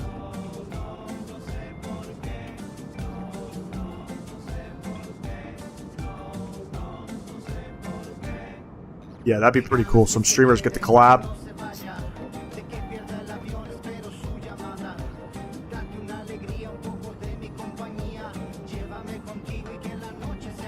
Just one glass in, you're already on my mind. When it gets late, I always realize that I need you. Are you thinking about me too? Do you have the 737? I do. Which one are you talking about? PMDG? Because if it's PMDG, yes. I wasn't, I didn't get any early access to the Max. If you want to watch people who have early access, Owls, FS, Mickey D. Mike, obviously Flight Deck to Sim got early access. XP, I think, was the first one. You can go ahead and check out their live streams. It looks really good, man. Probably gonna put the, probably gonna hang up the PMDG 737. Fly the shit out of the Max. You do some Air Canada ops with it. You can fly transatlantic with it too, which is pretty cool. BMDG rates are so high. Yes and no. I mean, if you're comparing it to Phoenix aircraft, possibly, but you can for $40 you can get into a 737, which is cheap, in my opinion. Right? Phoenix, I think, is $49.99. British pounds or euro, but definitely the 777 was steep. But if you're flying on P3D, I think some aircraft are like over $100.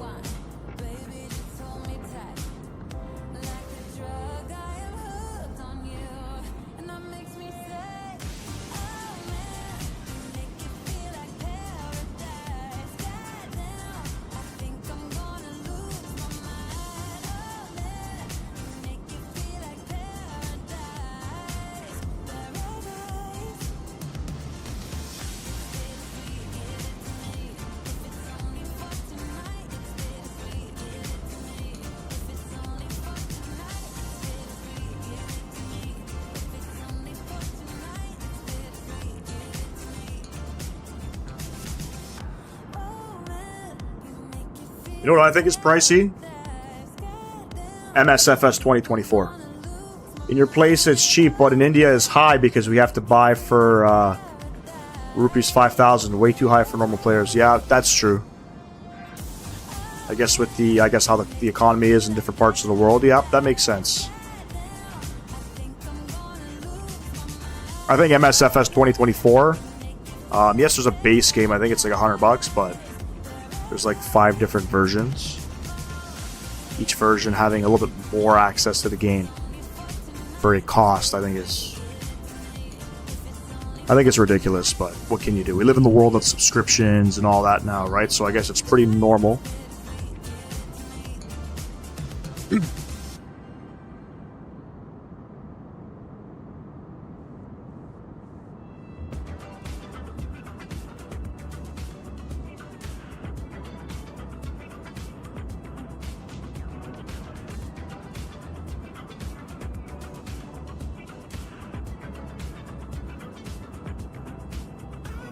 The deluxe is expensive.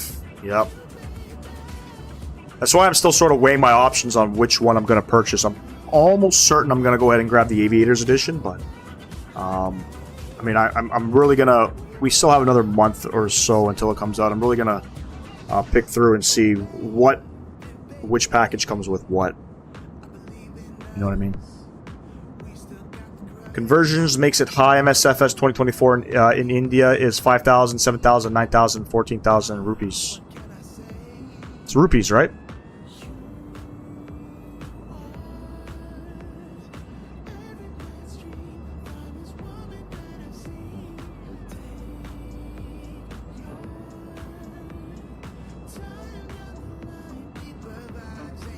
And isn't there like there's another package you can buy?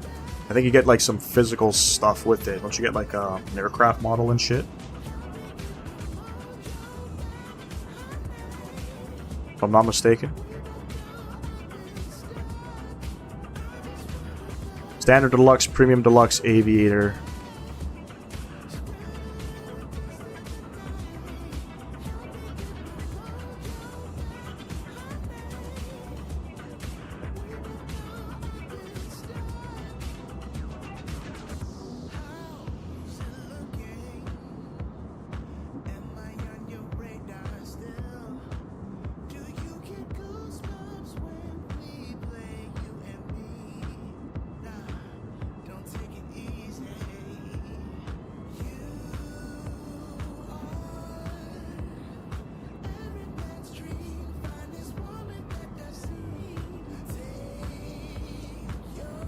So jumping from the Premium Deluxe to the Aviator Edition, it's the same amount of airports. If you go to the Deluxe Edition, so you're getting basically this, from the Standard Edition up to the Aviator Edition, you're getting 10 more airports and 50 more aircraft.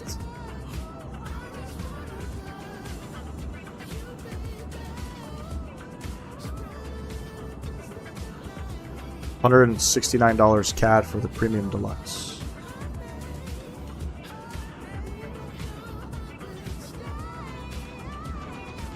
Yes, it's rupees, bro, and 14,000. We can buy two 32 gig RAM. Aviator Edition provide the package. Holy fuck. 32 gigs of RAM here. What would that be? Probably, I mean, it depends on which one you buy, but that could run you a couple hundred CAD.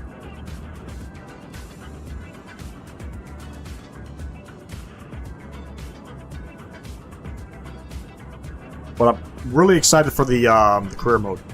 That's something I'm looking forward to. I will get the Deluxe. Yeah, you're getting, like I said, an extra 10 airports. Do they have an airport list? That's what I want to know. I know they got an aircraft list. I want to know airports. What airports are they releasing? You know what I mean? I got, I think, 250 different airports for the sim right now. You know, I don't know if I'm going to need most of them.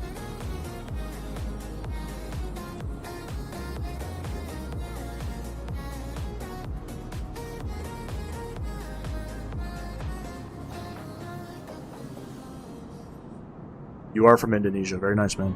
Jakarta specifically? To be honest with you, there's only a couple different cities I know. I know, obviously, Bali, Jakarta. One of the, in my opinion, one of the nicest looking airports in the sim. There is a Jakarta in 2020, in MSFS 2020. You can only purchase it through the marketplace, I believe. Seen so many channels with so much ego, but I was waiting for you streams since last stream ended. When the next will come. This is how a streamer should be. Thanks, man, for the support. Hey, man, appreciate you. And I apologize if I don't get to stream too often. It's a little, sometimes it's a little tight, you know what I mean? Having a family and work and all that, so apologize if I came a little too short. You're the man, though. I appreciate you. And I do, I can't agree with your statement as well, Airborne. There are a lot of streamers, cocky egos.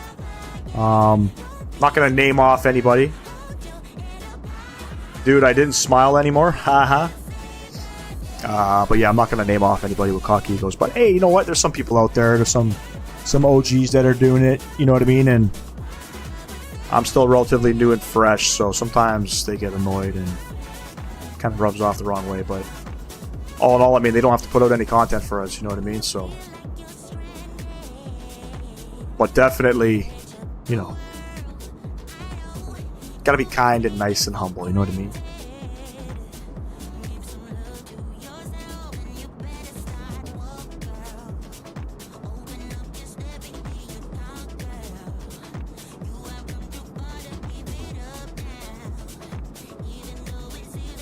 Happen. You gotta smile, man.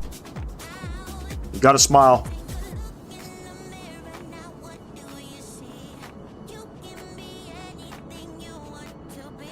I'm from American? No, you said you're from Indonesia, man. I'm from Canada. I'm not from the United States. I'm from up north, where I wish I was living in Florida, where it's nice and warm. Yes, they get hurricanes, and hopefully everybody's okay from that hurricane that happened. I don't know if it went through Florida. I know parts of North Carolina got flooded. One of the shitty things about living out there is the hurricanes. Though I can't see your whole stream just because of the time difference. Sincere apology for that, bro, but I'm sure I'll be watching you every stream till 10. There's a lifer right there, man. There's a lifer right there. I appreciate you, man. Hopefully I could stream till forever, but we'll have to see.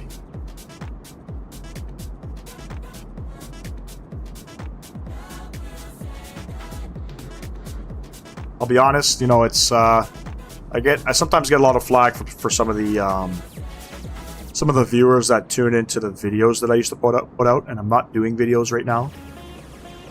So that's kind of how I started my channel. I've transitioned over to the live stream. It took me some time, but the plan was to do some live streaming at the beginning of this year, but I completely fell short. I did a couple videos and took a hiatus for 5 months. But definitely going forward, live streaming is going to be the way of the future for sure on this channel. I want to go to Canada, but I have a poor card.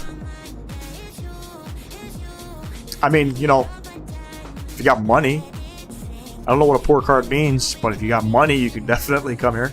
Yeah, I'm back. Sorry, I took way too long. Something happened and I had to go for a bit longer. That's okay, Tallow. Appreciate you coming back. We're still here.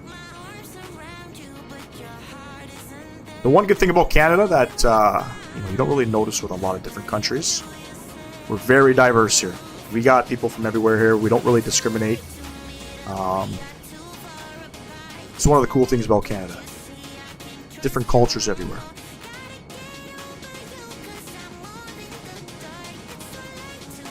Think it means passport? Possibly.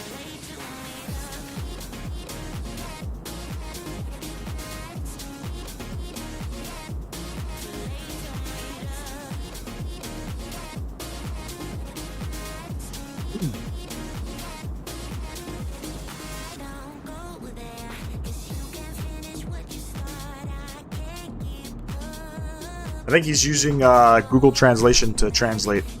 I appreciate that too.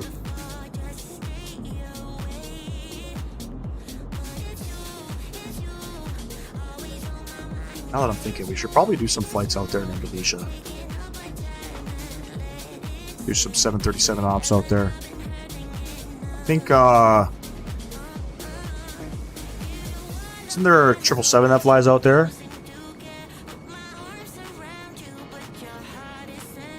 Is it Garuda Indonesia? Yeah, Garuda Indonesia. They got some 777s. We could probably do a flight out there for sure. Maybe a long haul. I want you to go to bed tomorrow and watch it live again. What am I watching live? This one? Like my live stream? I always play back my live streams. I always play back. Most importantly, I play back the takeoff and landing just to make sure it was up to my standards, you know? I'm very critical of how my stream looks. Like a lot of live streamers. Like Owls, I was watching his live stream earlier in the week. He was out in, where was he? I think he was in Joburg with the Bravo Aerospace 787, and things weren't going well. I know exactly how he feels, you know?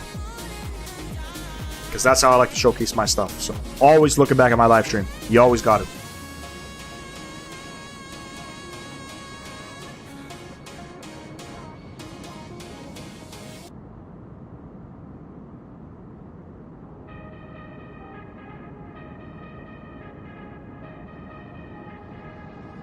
I've been losing sleep.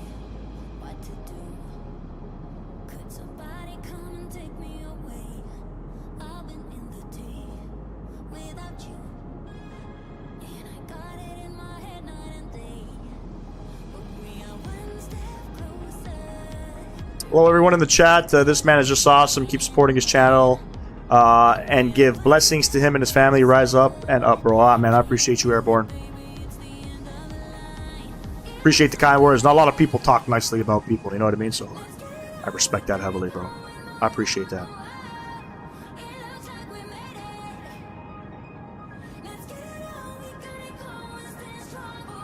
It's one thing a lot of people have forgotten in life is respect and appreciation towards others. You know? So I appreciate you, my man. Long-time subscriber of the channel, too, if I'm not mistaken. Finally, we can see the airport coming up on the display there. What do we got in terms of top of descent? 189 miles. Start fixing up some stuff here. So how do I do fixes again in this aircraft? I think I gotta go here. I think I gotta go here. Here. Wake me from this dream I'm in. I need to get in closer to you. I swear you might exceed. Oh, baby, I think it's like that. for you.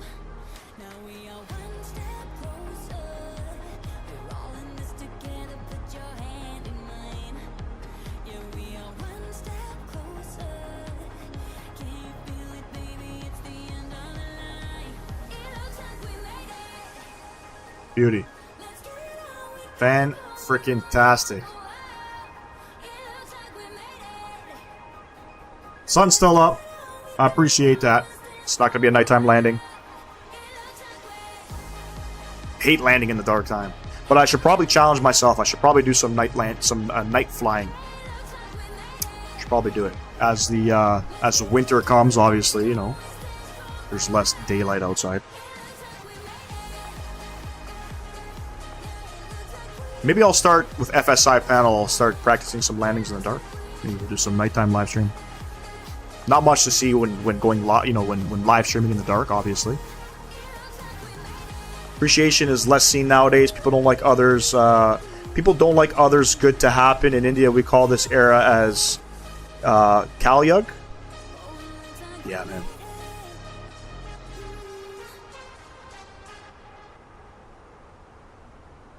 Kalyug. I promised I would wait for you, but I'm getting so impatient. Tell me that you're ready now. This room is big enough for two. We're gonna brief myself on the arrival. I think we're coming in from Will blow your mind. Do you know the things you do to me? Touch me and Beacon. So we're coming in from Beacon. do you know the things There is there's no restrictions on speed or altitude. I just wanna dance But we got to be at 3,600 feet, 12 miles from the airport. I just wanna dance, dance, dance with you. Harder than a summer, so put your hands on me. Put your hands on me, on me, on me. Put your hands on Beauty. me, on me, on me. Once again, ladies and gents, I'm going to go grab a drink. I'll be right back. Give me a couple minutes. Put your hands on me,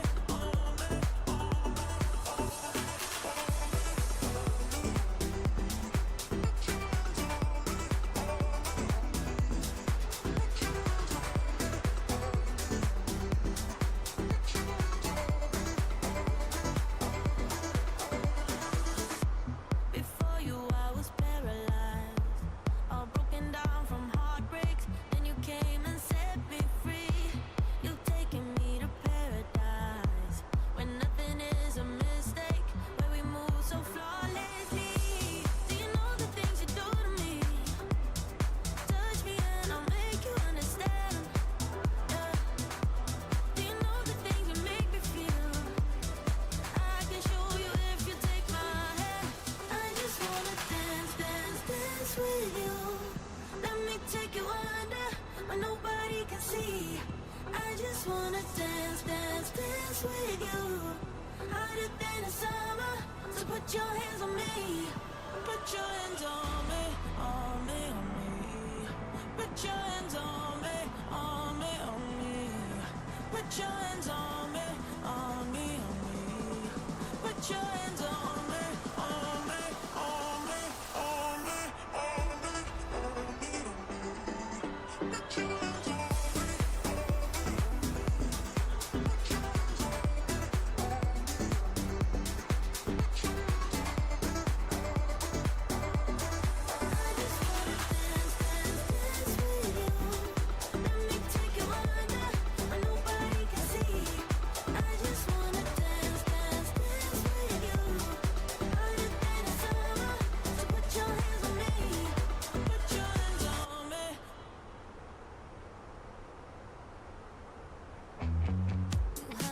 In Hindu mythology, there are four era: Satya, Treta, Dwapar, and Kali-yuga. Kali-yuga is said to be the worst era, and this will last 400,000 years. Only 5,000 years gone now. Holy fuck! It's gonna last forever.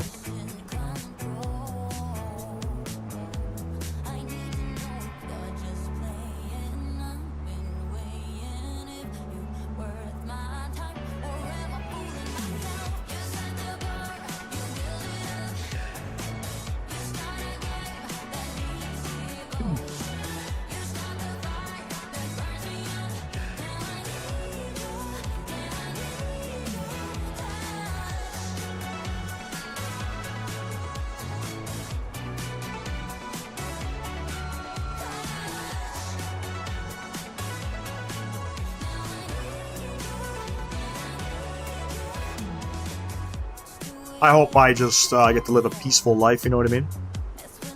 It's terrible, a lot of the world things that are happening. With all the wars and such, it's very, I don't know.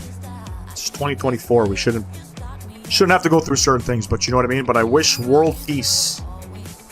Most importantly, I want an easy life for myself and for my colleagues and peers.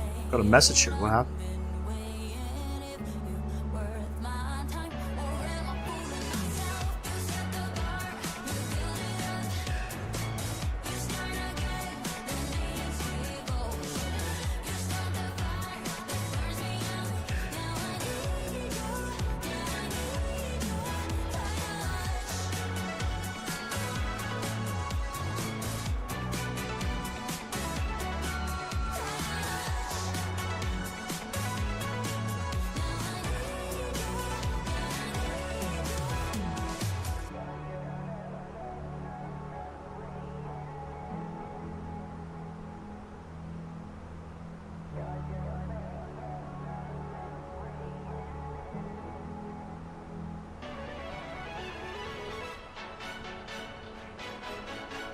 Brother, my girlfriend is waiting to call me, so I'll meet you in your next live stream. Till then, take care, bro. Eagerly waiting for the next live stream. Love you, brother, from Assam. Airborne 02, appreciate you, my man. Go and speak to your girl. I'll catch y'all definitely in the next live stream. Appreciate you coming out. Love you too from Canada. My man, Airborne 02. Enjoy the rest of your night, buddy. Talal, definitely a butter. Oh, man, you got some... don't put pressure on me, man. This airport is kind of really... It's really weird to land at. You're going to see what I'm talking about. You haven't landed in Ponta Delgada on the ILS 30 approach. It's going to be stressful. Now, the winds, for the most part, are favoring, obviously, a beautiful headwind, but it's kind of weird. As you get up, as you start approaching, maybe about a couple hundred feet above the runway, that ground effect kicks in and the aircraft's just going to fucking drop out of the sky. Well, let's see. Let's see. Hoping for it. Hoping for it. Minus 80? Damn, son. You're calling a minus 80? Fuck. I don't think I've hit under minus 100 in a minute.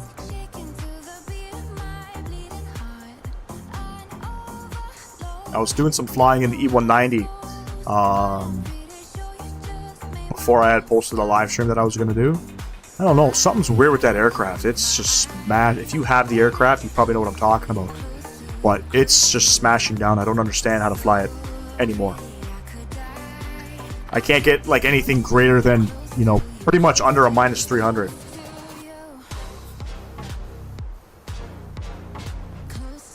I don't know if it's an issue with the aircraft or whatnot. If you guys can relate, let me know, but weird. I think I'm going to get maybe about a minus... I'm hoping a minus 160. Anything crazy happens on the approach, I'm going around. Just letting you know. We got enough gas? Yeah, we got enough gas.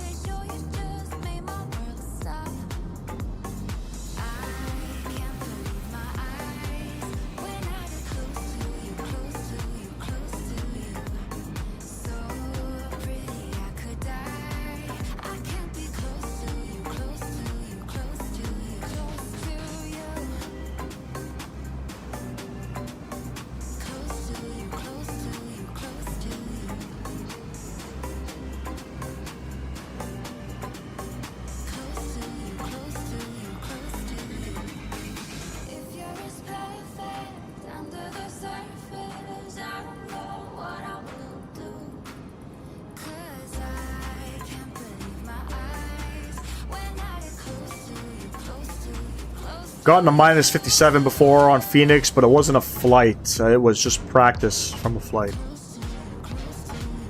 Yeah, I've definitely hit under a minus 50. It's kind of weird because I used to fly on... What's that career mode you can buy? Pilot's Life or whatever the fuck it's called. So I was flying that, and I hit under... There's an achievement you can get, which is like butter landing under minus 50.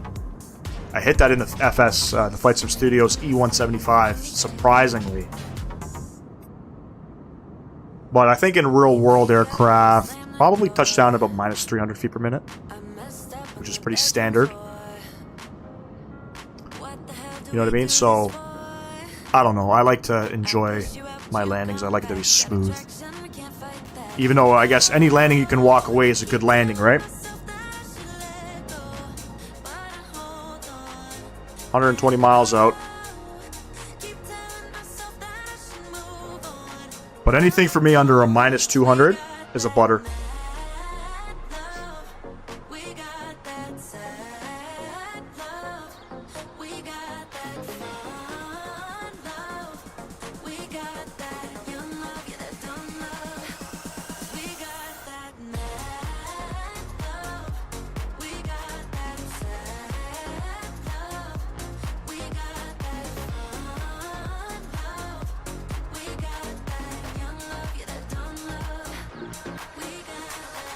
When you get a smooth landing after a long flight, it's the best feeling. Yeah. That was like when I was doing that, when the 777 came out, I did a long haul, like, release stream. Flew Toronto to Vancouver, Vancouver to Sydney. It was like a 22-hour live stream. Landing in Sydney, I wish, unfortunately, YouTube doesn't keep streams longer than 12 hours, but I wish they kept it. The landing couldn't have been more perfect. I think I hit like a -80. Well worth it. Beautifully centered, perfect pitch. The worst is when you do a long haul and you smash that shit down. Man.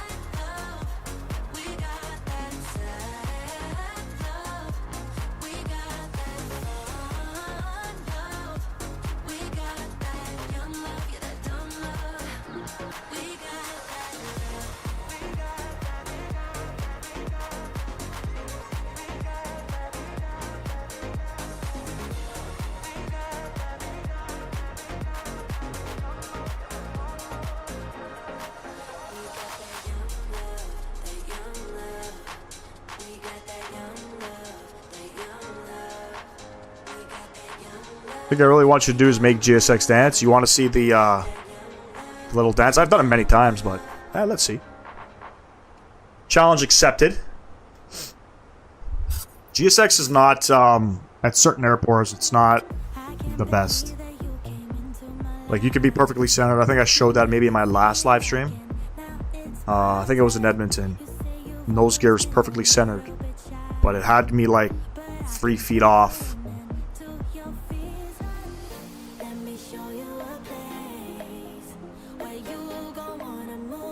Pretty cool Easter egg though when you park perfectly. I remember hearing the music in the background. I'm like, what the fuck was that? And you see the guy doing the Gangnam Style.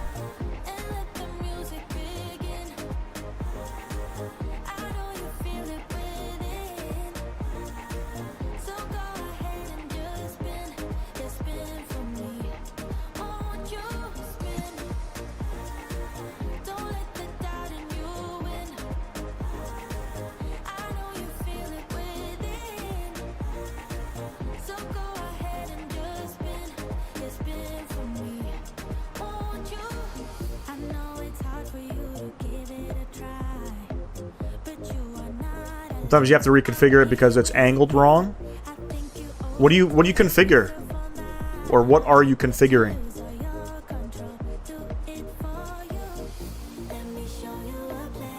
Or are you talking about the aircraft? Yeah, you're always reconfiguring the aircraft, I find.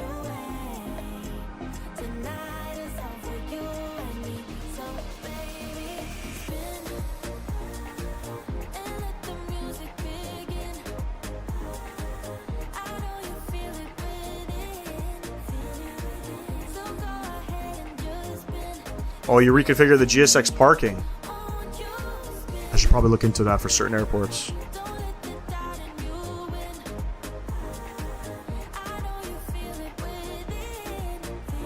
When are you reconfiguring it? Is it after you park? Or do you load up into the airport, reconfigure it, and then do your flight?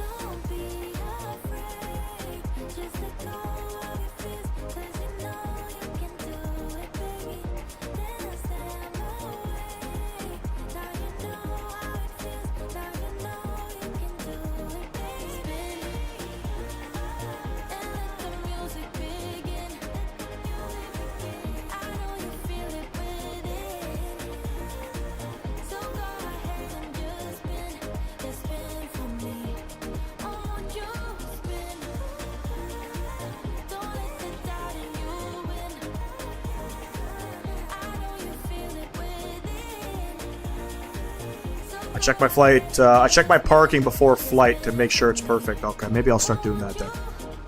And then are you reconfiguring it through like here? Are you reconfiguring it through the GSX menu?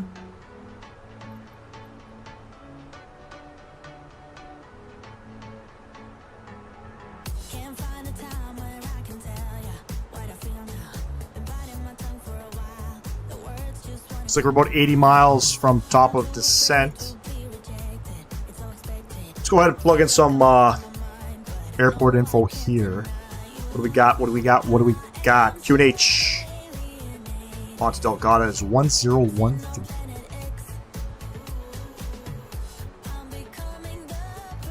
Temperature is 22.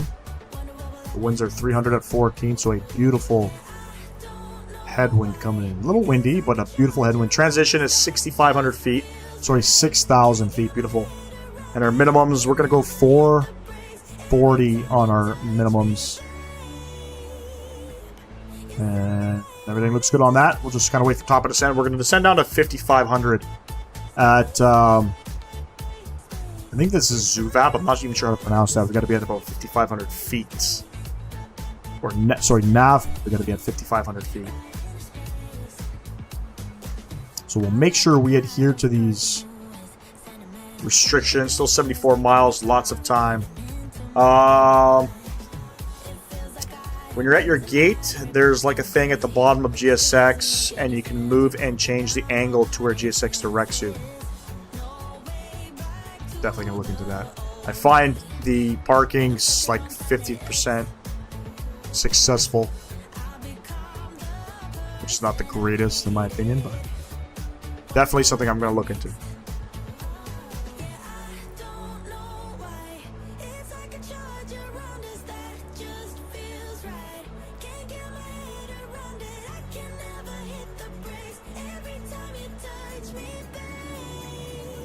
I'll show you when you park. Yeah, if you can. I appreciate that.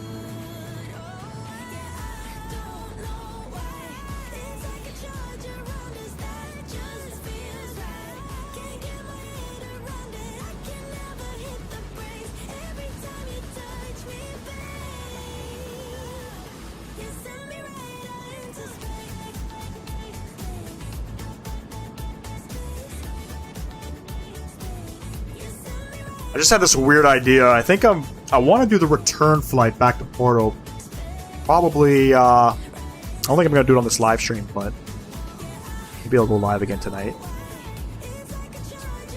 That might be a plan.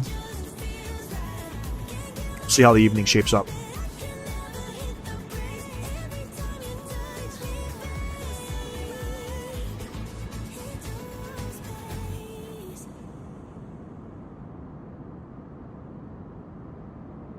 We've said our goodbyes, but we won't go home just yet. You got your head down, just like when we first met. I can't believe it's ending. Why did we fuck it up? So stupid and upsetting. How can I give you up? We've said our goodbyes, but we won't go home just yet. Let's stay here in this moment, pretend that we're not broken, and kiss me like you used to do before it all went down. 'Cause when the moon is falling, our love will turn to nothing. So kiss me like you used to do before it all went down. Give me this one night, hold me one last time, kiss me like you used to do before it all went down. Give me your love. Quickly brief ourselves here on the arrival coming into Ponta Delgada. So we're on the Beacon 7 Alpha arrival coming in from Beacon. We're going to be pretty much going direct to I think that's Zuvap. That's right on the final approach fix that you can see from here. So 5,500 at Zuvap, and we'll probably be at about 210 on the speed. That brings us out at about 25 miles or so from final. So pretty straightforward, nothing really too crazy. The winds are 314, few clouds, 2,500 feet, it's 22 degrees, altimeter 1013. Transitions 6,000 feet. We got this right up in here, and we got a minimum set 440. Parking. So I think we're going to be going to stand Whiskey 6. I think Whiskey 6 was where the aircraft deboarded from, if I'm not mistaken. To be honest, I'm not too sure, but we're going to go Whiskey 6. No jetways, if I'm not mistaken. It's just a parking spot. Try to keep things, you know, when it comes to like my channel and like real world whatever, the flights are pretty much real world, you know what I mean? So gate to gate real world ops, that's sort of planned. Always plan on every live stream.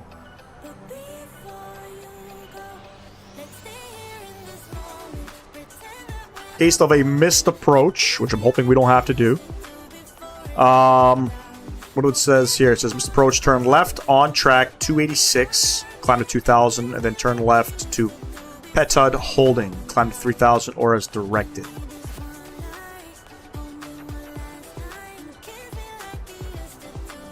I think I've only done one missed approach. No, I think I've done 2 missed approaches here on the channel. I think the first one was in Cancun. But I did a live stream one up in Abu Dhabi. Pretty successful. Can't even knock it.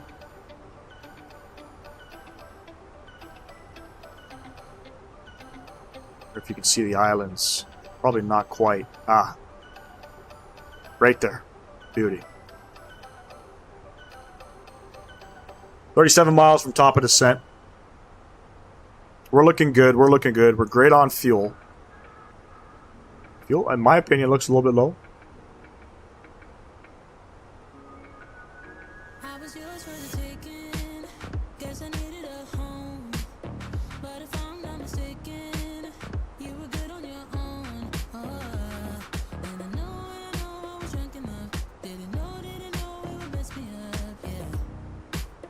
Now I'm truly awakened up. So you wanna talk again, but it's time I do this my way. I don't wanna be your friend. Mr. I don't really know. I love my flight simulator. Appreciate you tuning in. I love mine too.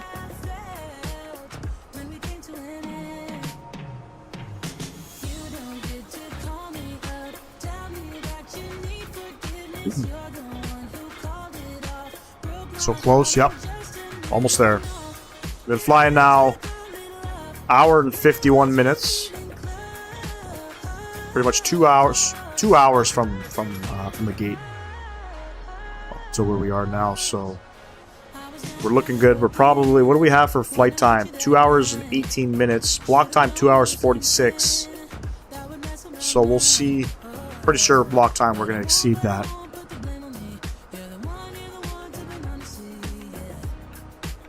What kind of plane are you flying? This is the Phoenix Airbus A320.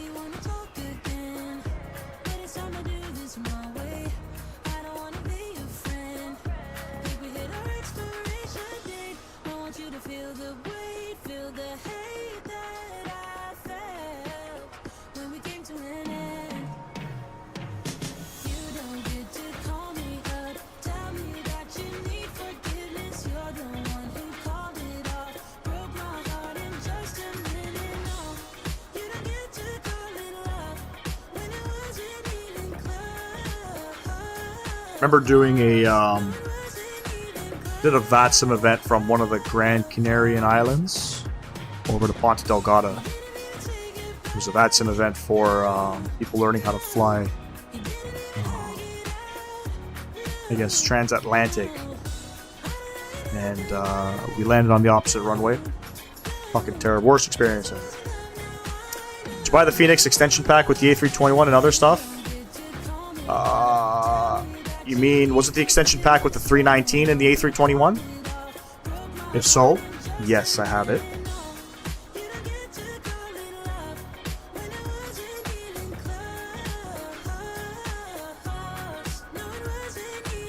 The expansion pack, yes.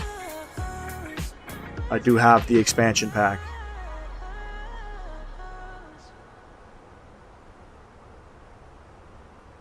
Done a couple flights already in the 321. Did a couple flights in the 319. Are you playing PC? I'm guessing this is PC, yeah. This is PC.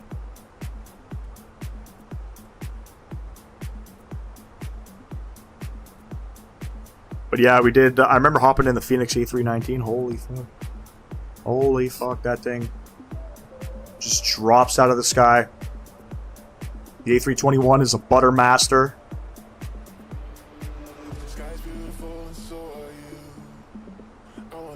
Look at the winds right now. 110 knot winds. Fucking hell. 2 miles, top of descent. Right on schedule.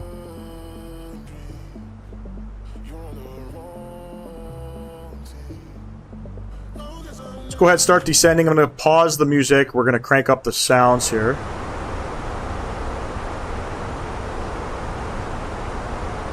Coming in on the approach. There we go. Top of descent. We'll double check our arrival information. Once again, we just did them not too long ago. Altimeter 1013. It's 22 degrees. The winds are 314. All is looking well, ladies and gents. All is looking well. All we got to do is just fly this thing. Get a nice little butter out of it. You know what I mean? Not smash down. You guys are going to see what I'm talking about. Coming in on this approach. You want to fly the Pappies up to about 200 feet, 300 feet. You want to fly the Pappies, 2 whites, 2 reds, and then you want to transition that to 3 whites, 1 red. And the reason for that is as soon as the aircraft comes over top of the runway, that ground effect kicks in, if I'm saying it correctly, and the aircraft just drops out of the sky. So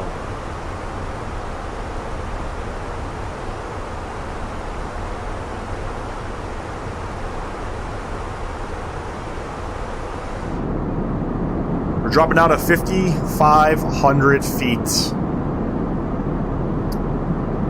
Looking good, ladies and gents.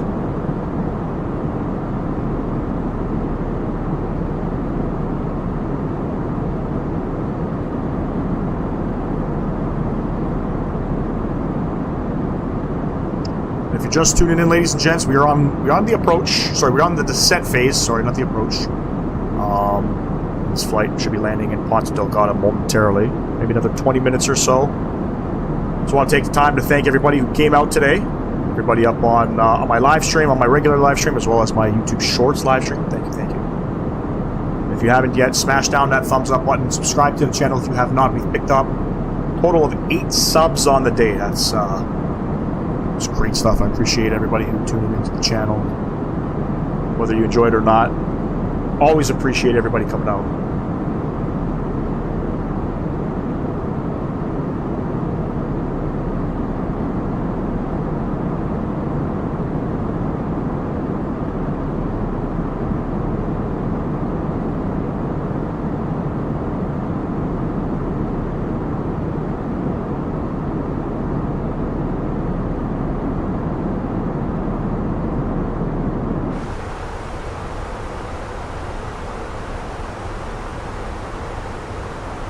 See the island out there on this beautiful, beautiful approach.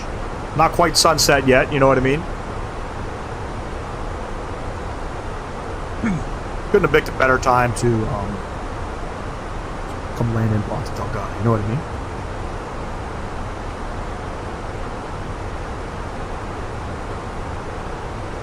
And we're expecting some pretty decent winds.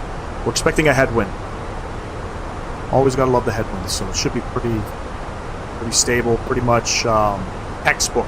Hopefully, I like to be careful when I say the word textbook because there's nothing textbook about what I do on the channel.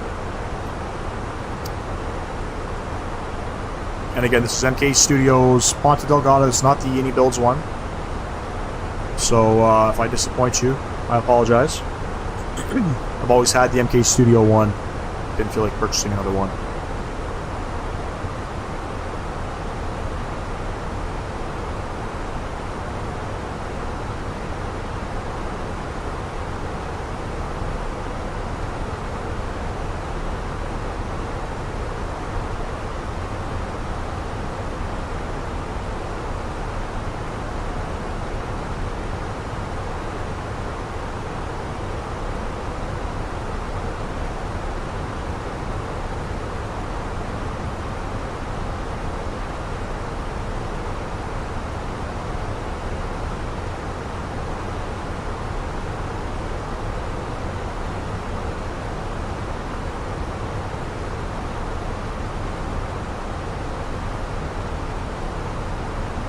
Do I have any plane models? What do you mean plane models? Something like this? Nice little JetBlue A321. Is this what you're talking about? Oh shit. I got this model from my service manager's cousin is a captain for JetBlue. So he knows I'm doing the flight simming stuff. He actually got me some pretty cool shit. And the funny part is I work on his car. He drives a Honda, so yeah, he got me this A321, and he gave me one of his pins, which is pretty cool. It's the only flight model that I have. I just don't have any space. No, I have a gaming desk, but it's filled with my flight sim peripherals and my monitors and such. But they're definitely pretty cool.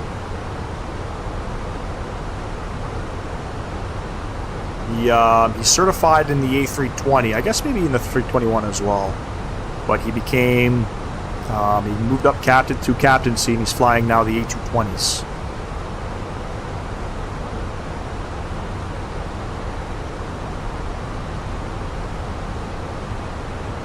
And Hans, if you ever tune in to my live streams, anytime I'm flying any of these Airbus aircraft, be sure to tell me everything that I'm doing wrong.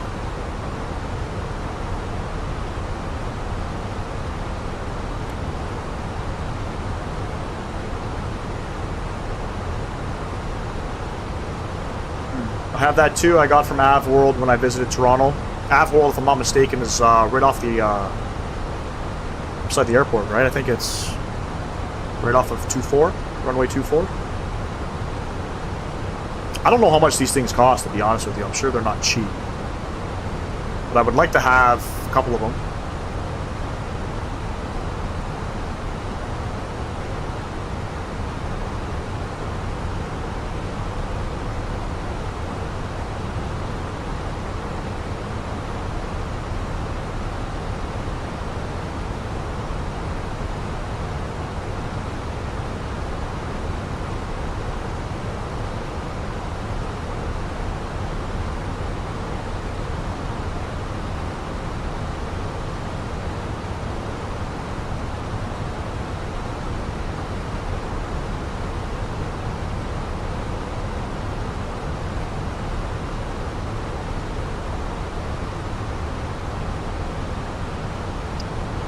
Yeah, they aren't any big ones made of metal, and all that shit is like 150 CAD. Fuck.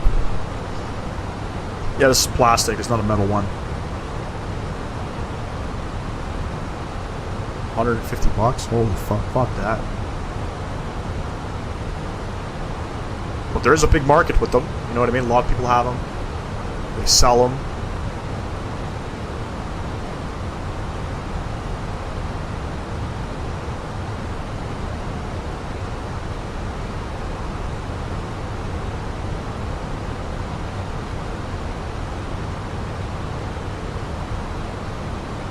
This one's pretty cool. You know, I had my son help me build this, but the scale is 1 to 150. I don't know if you can. Can't really read that, but pretty cool, man. I mean, beautiful aircraft.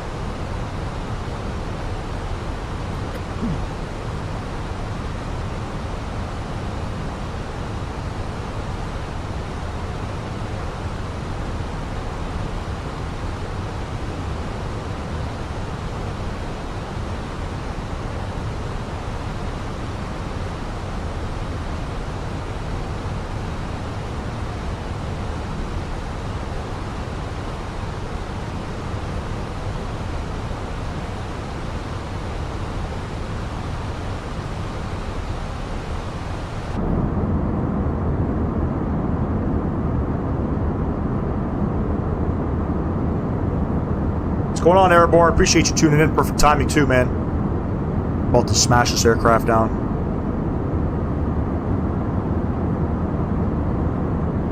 Hopefully not. Hopefully not.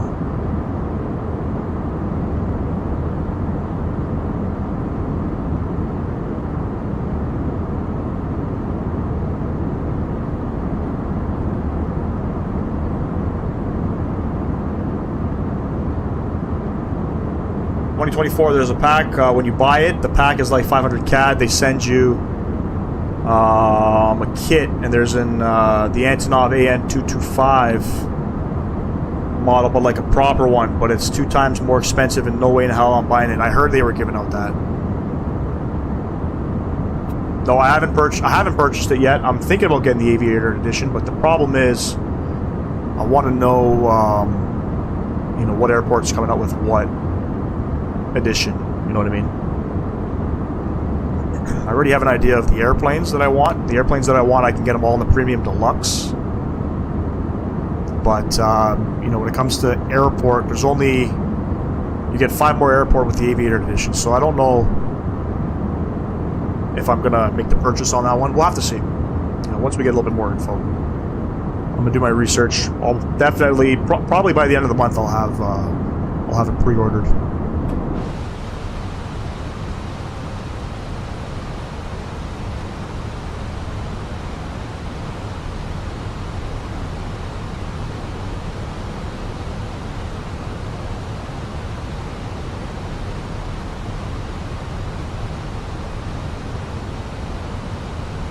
I'll go with the standard edition. Others are very expensive. It's all about budget, man. Whatever you can afford, right?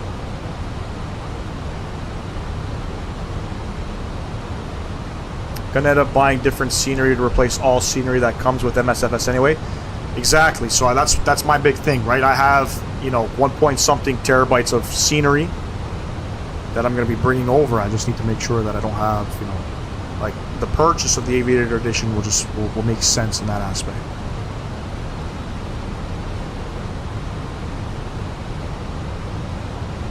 That's all.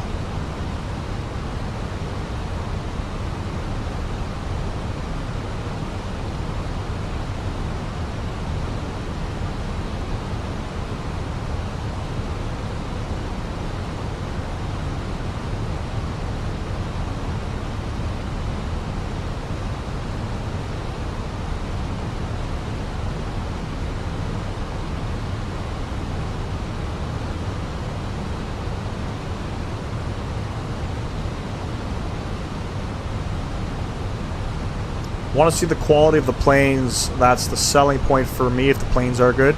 A lot of GA aircraft. I think you have, there's an A321 Neo LR if I'm not mistaken. There's an A330. We've got a MAX coming. A lot of GA aircraft again. I don't care for the GA flying, but I think the career mode starts you off in a GA aircraft if I'm not mistaken.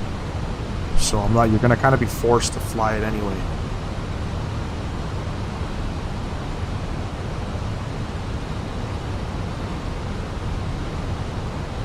I gotta say, this is a gorgeous approach coming in. Got that sun shining off on the ocean there. A little bit cloudy. Got the island coming up off to our right side.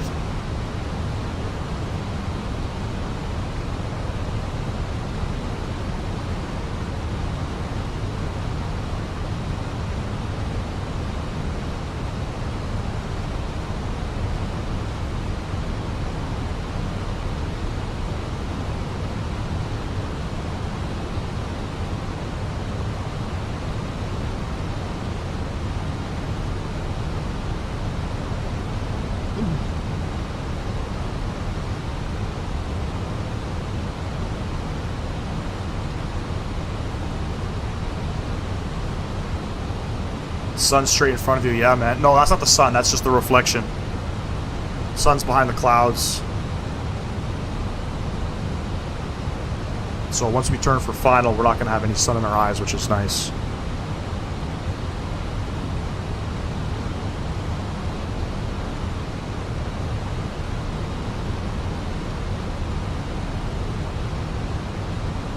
Passing 13.5 at the moment. Still looking good.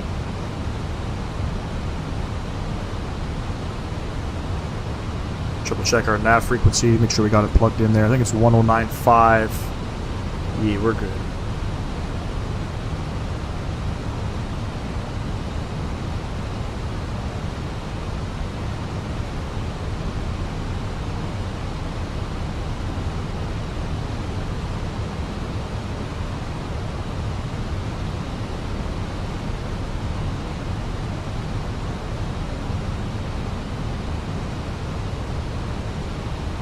You can see it's pretty much like a 20-mile final.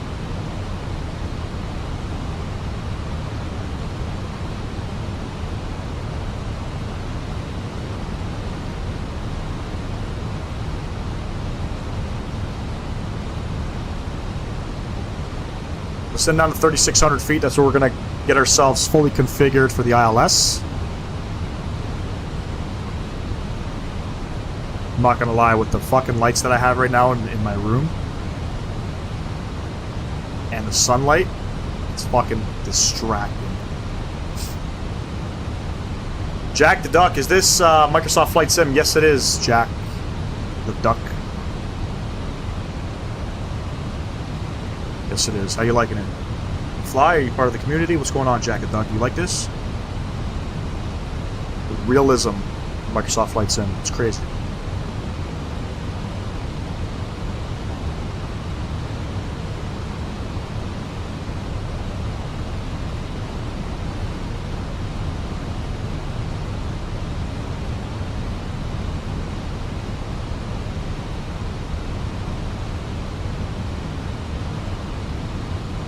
Coming up on 10,000 feet. Let's get our landing lights on. Landing systems coming on.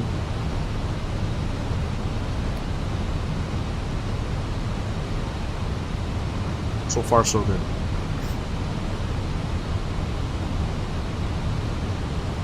Let's go ahead and we'll activate the approach phase as well,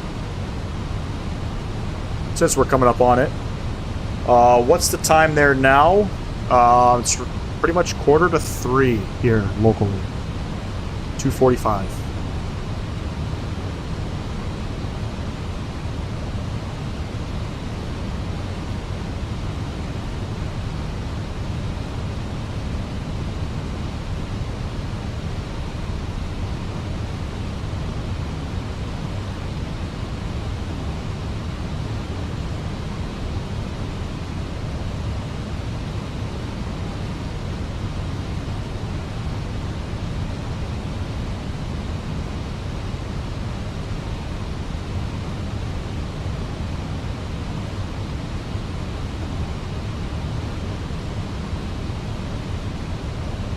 Maintain about 230 on the speed right now. Aircraft still descending.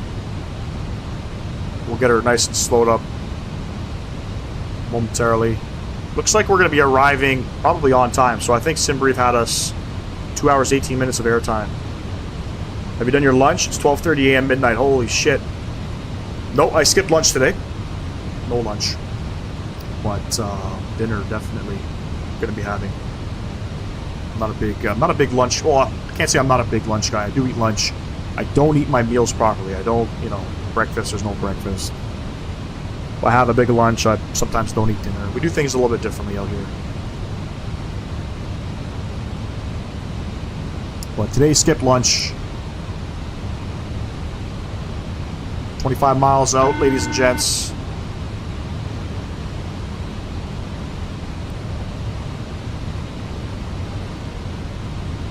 The cabin is now secure for landing. That's cool.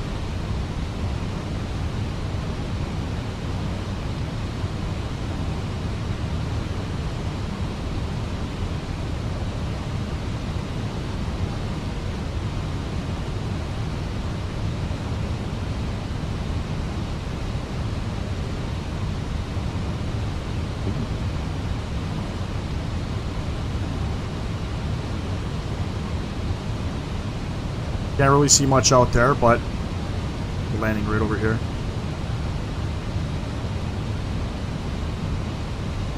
Speed's coming back beautifully. I'm not gonna go and manage speed just yet. Green dot speed's about 200 knots, so we'll get configured very, very, very soon.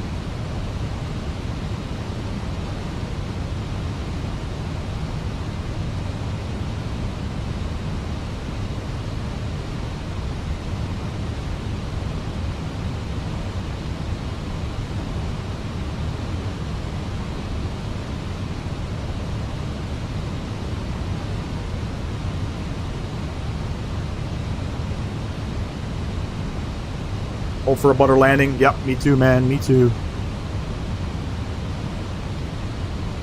Go ahead, arm the Loke and the approach buttons. Loke is armed. Waiting for that glide slope to come in. We got to be at 3,600 feet. Looks like we'll capture glide around 2,100. I can actually continue this down. And their standard pressure, what did I say it was? 1013. QNH 1014 presently. And the winds are shifted. They're 290 at 12.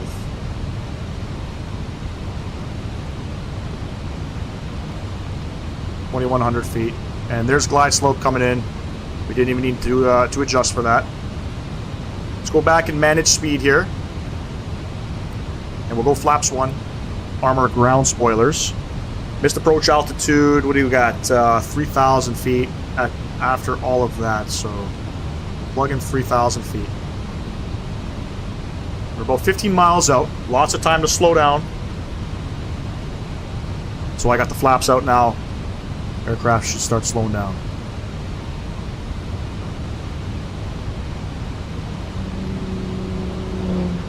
Jack the Duck, appreciate you subscribing. Glad you're enjoying the content. That's I think that's a total of 10 subs on the day, ladies and gents. Thank you, thank you, thank you.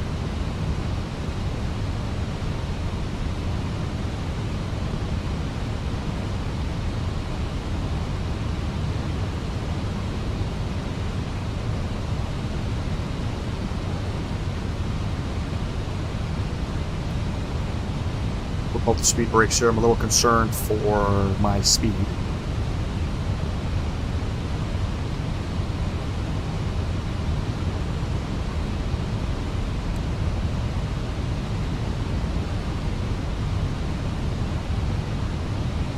My Fly Live Studio is not working at all. Every time it shows the same error. What's the error that you're getting?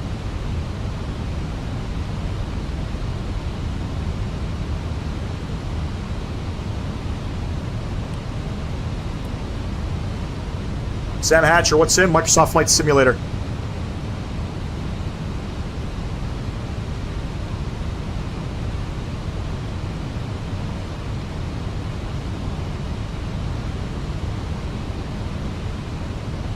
Oh, 10 miles out. Let's go ahead, flaps 2.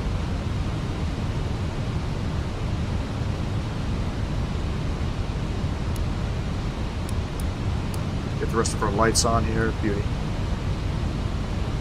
Anytime, Sam. Appreciate you tuning in, by the way. Thank you, thank you.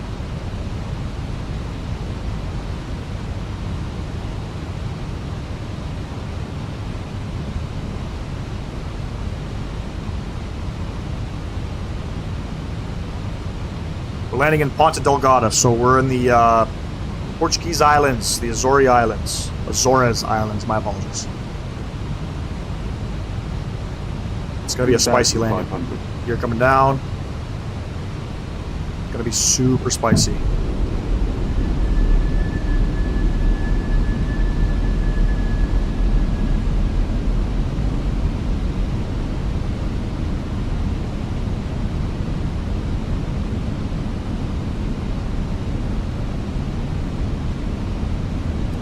Go flaps 3.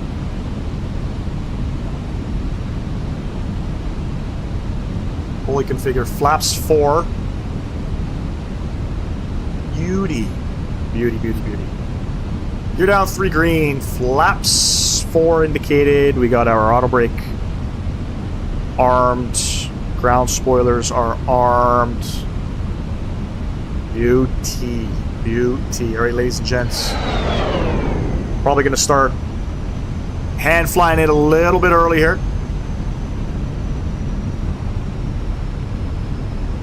Runway directly in front of us. The winds are, what did I say the winds are? 290 at 12, ladies and gents. Sam Hatcher, you just subbed. I appreciate you, Sam. Thank you very much.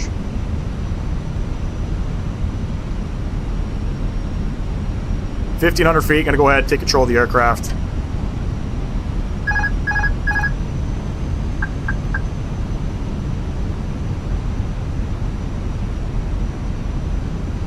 So it looks like it's showing 1 white, 3 red. Again, you don't want to fly glide slope here, ladies and gents. You want to make sure you fly Pappies.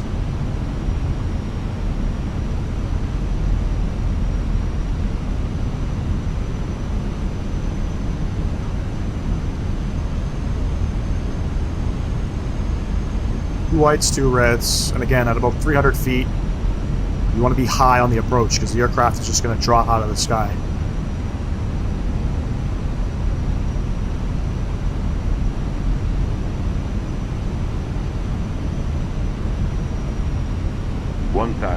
Check.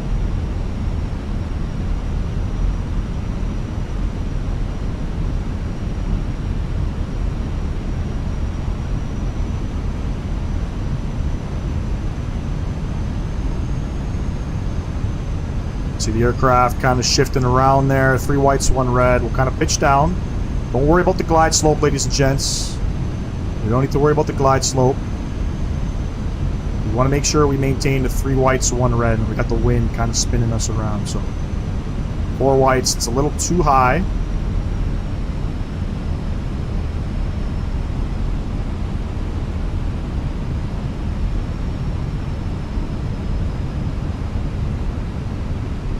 Sending at about 1,000 feet per minute. So let's get us back up here. Minimum. Continue.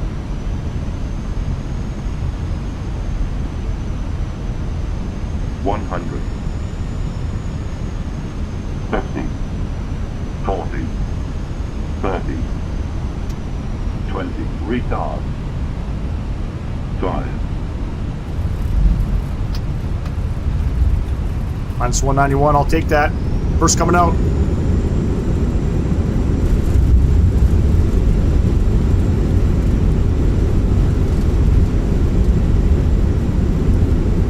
Knots. First stowed, ladies and gents. Welcome down to Ponta, Delgada. I'll take that landing all day, every day. All day, every day, ladies and gents. And we're going to keep coming up here. I think that's Airbus, so when you put autopilot. A lot of aircraft going autopilot. Sam, Butter, Jack the Duck, Butter. Thank you, thank you. Minus 80, I'm calling it. I think I said minus, what did I say? Minus 180. So minus 191. That's typically what I do. I can't, getting under 100 is insane. Keep that for Captain Canada and guys like Owls. And okay, now you want GSX to do Gangnam style? Let me see. Let's go ahead, clean up everything.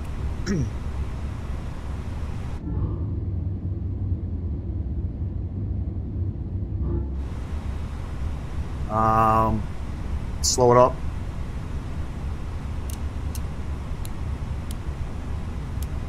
What do we got to get? The wing lights off, nose lights over to taxi, and we'll spool up the APU.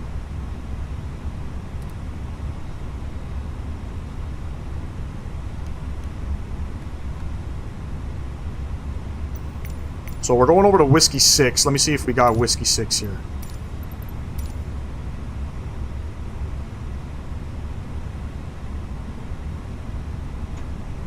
And we'll stop the clock.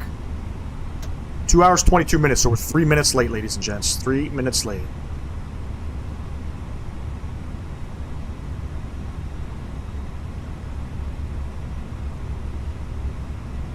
No traffic.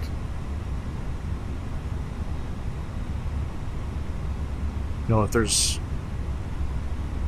any aircraft that makes me feel good about my landing, it's the Phoenix. I think it's one of the hardest aircraft to land. They're not super buttery, but you really know how to fly it.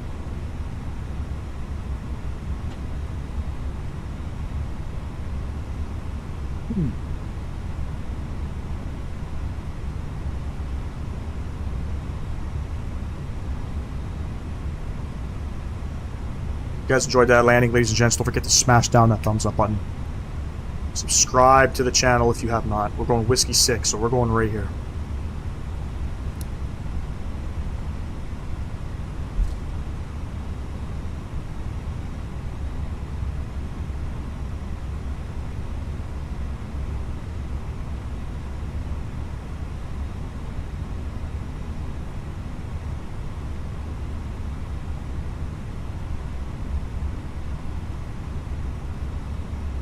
One thing I'm not that great at is parking the aircraft.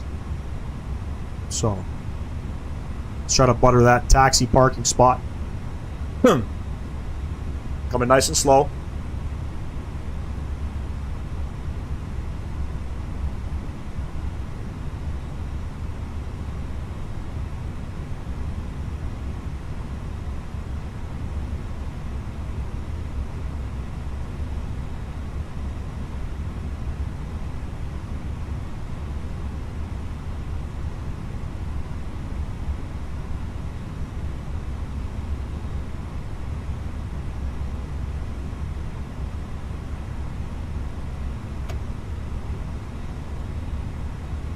I'll take it. If you bleed coming on, let's go ahead. Kill the engines. You gonna dance for me? Very good parking. Oh, just a bow. Because I guess it wasn't 0000, right? All good. Engines are off. Let's go ahead and seatbelt lights coming off. Beacon light coming off. Let's go ahead and kill our fuel pumps.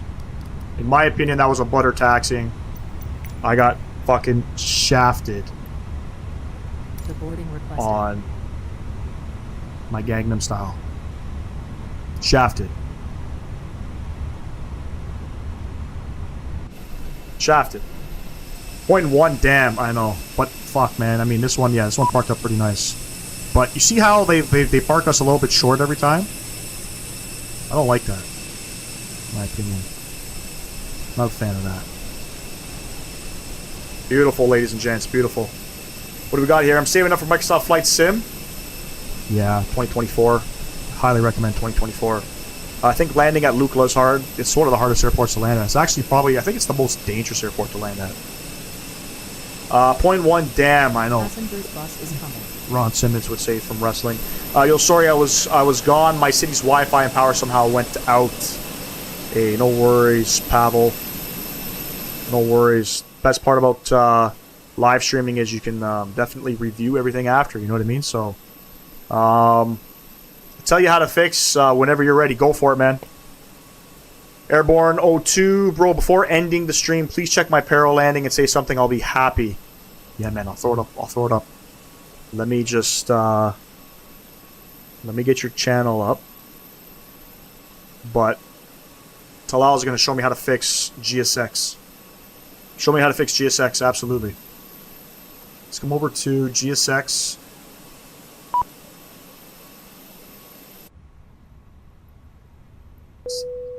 Passengers deboarding starting.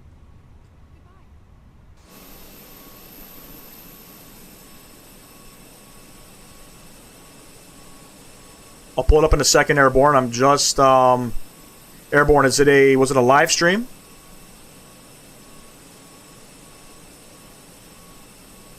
Was it a short? No, it's not a short. It's definitely a live stream.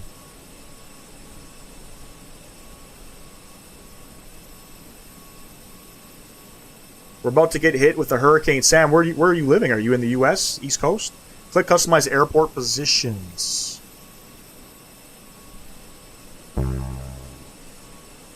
Shit, I'm deboarding. It won't work. Okay, hold on. So let's come over here. We start Kuattle.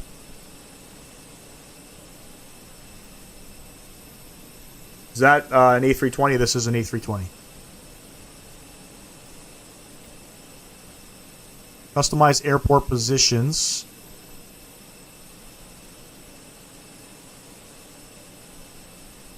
Not it was earlier live streamed. It's in my live stream part. Okay, but which live stream am I looking for?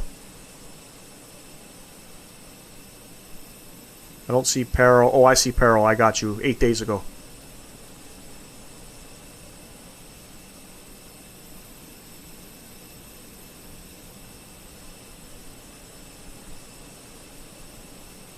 Press top, customized parking.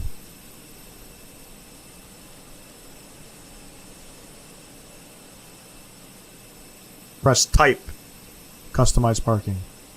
Okay. Or is it customized parking system? Which one is it? Parking system or type?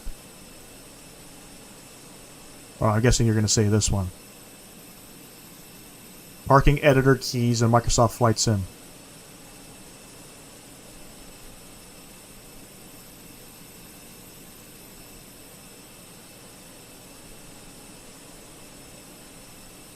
Yes, type okay.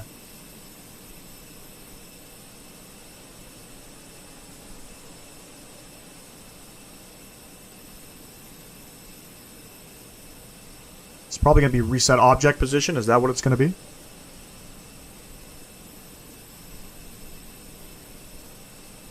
Press OK.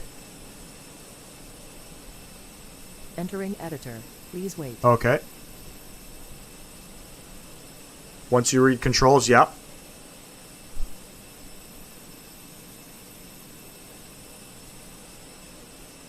And then you can just change it.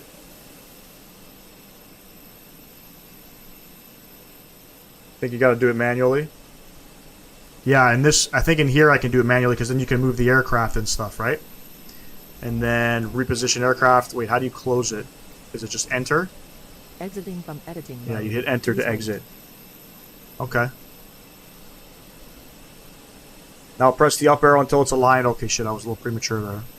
Entering editor. Please wait.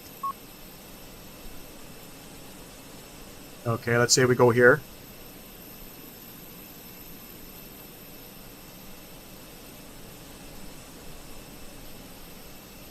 Exiting from editing mode. Please wait. But it put me back. After I've edited that, it put me back. Is that normal?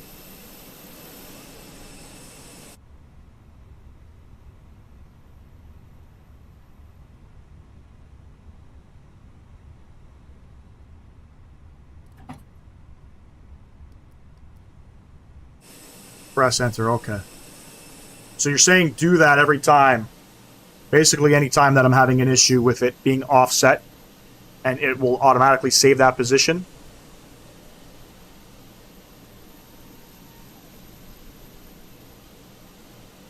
Oh, you're in the east? Yeah, that's one of the shitty parts about living out there on the east coast of the United States. What is your favorite airline? Mine is Qantas. I'm Canadian born. I love Air Canada. Now go back into it, and you have to move the park, so you got to read the controls and to see have to move the park. To see how to move the park. Okay.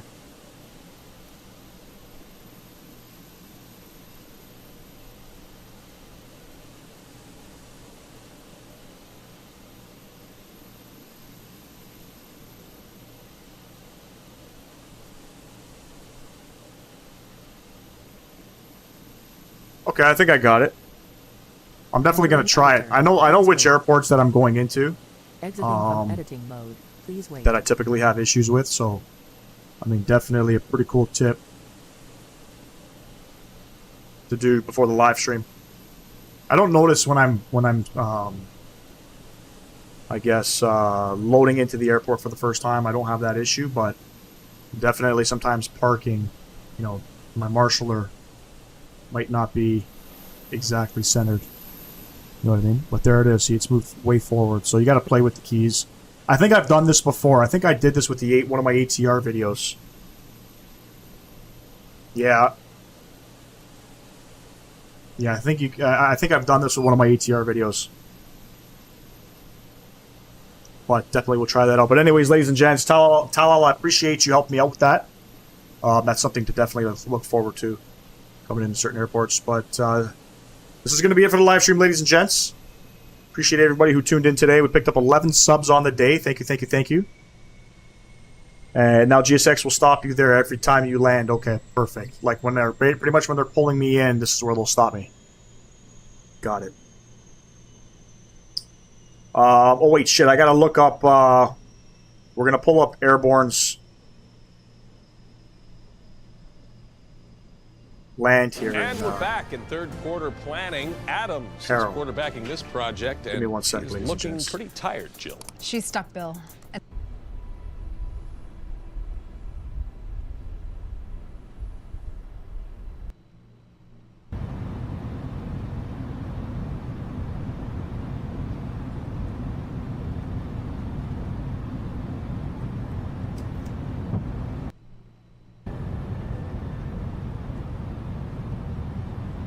2,500. Take care, Talal. Appreciate you tuning in. Gents, ladies and gents, let's go ahead and watch this. For those of you wondering, this is Airborne02. He's in the chat. W stream. Thanks, Sam. Appreciate you. He wants to show us his landing into Perro. So we'll watch this arrival coming in. Crazy approach, too, ladies and gents. Crazy approach.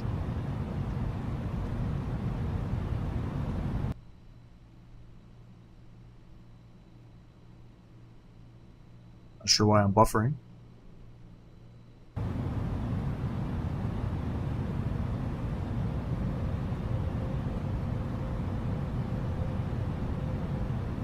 $2,500. Checked.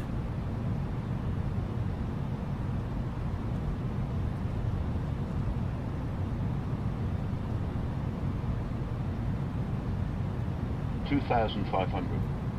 Checked. ये terrain की वजह से हो रहे हैं. Terrain up down है ना, तो इसीलिए.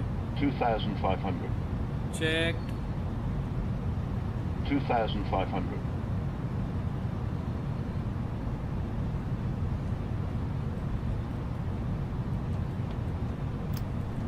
Flaps free.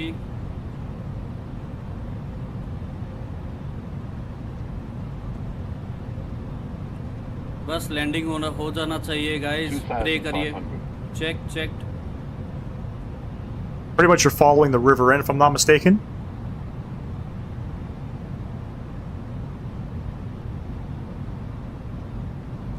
अगर ये सक्सेसफुली लैंड कर दिया तो It's flying pretty good, eh?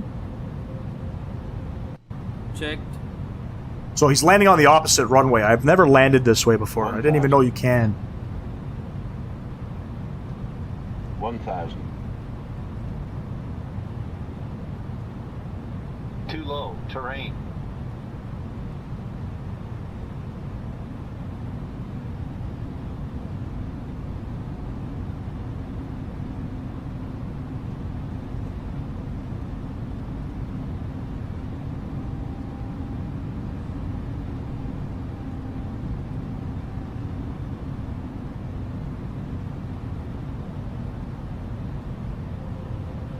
This is pretty good, right? Looks like it's the fly-by-wire A320.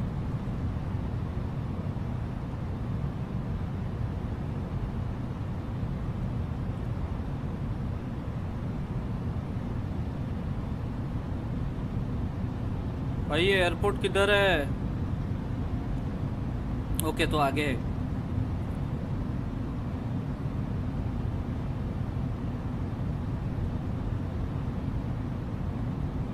ये टर्न लेके एयरपोर्ट आएगा शायद. Completely manual flight. Flaps full. Tension बढ़ते जा रहे हैं. Textures are darker, yeah.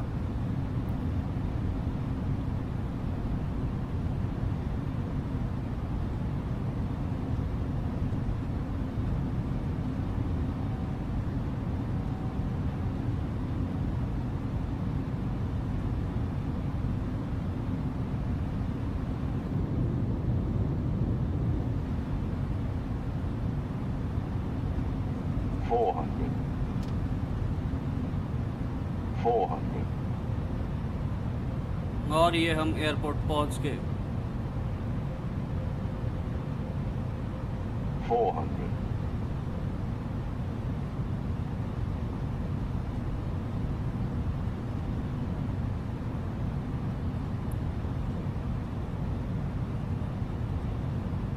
It's not bad. Pretty stable on approach.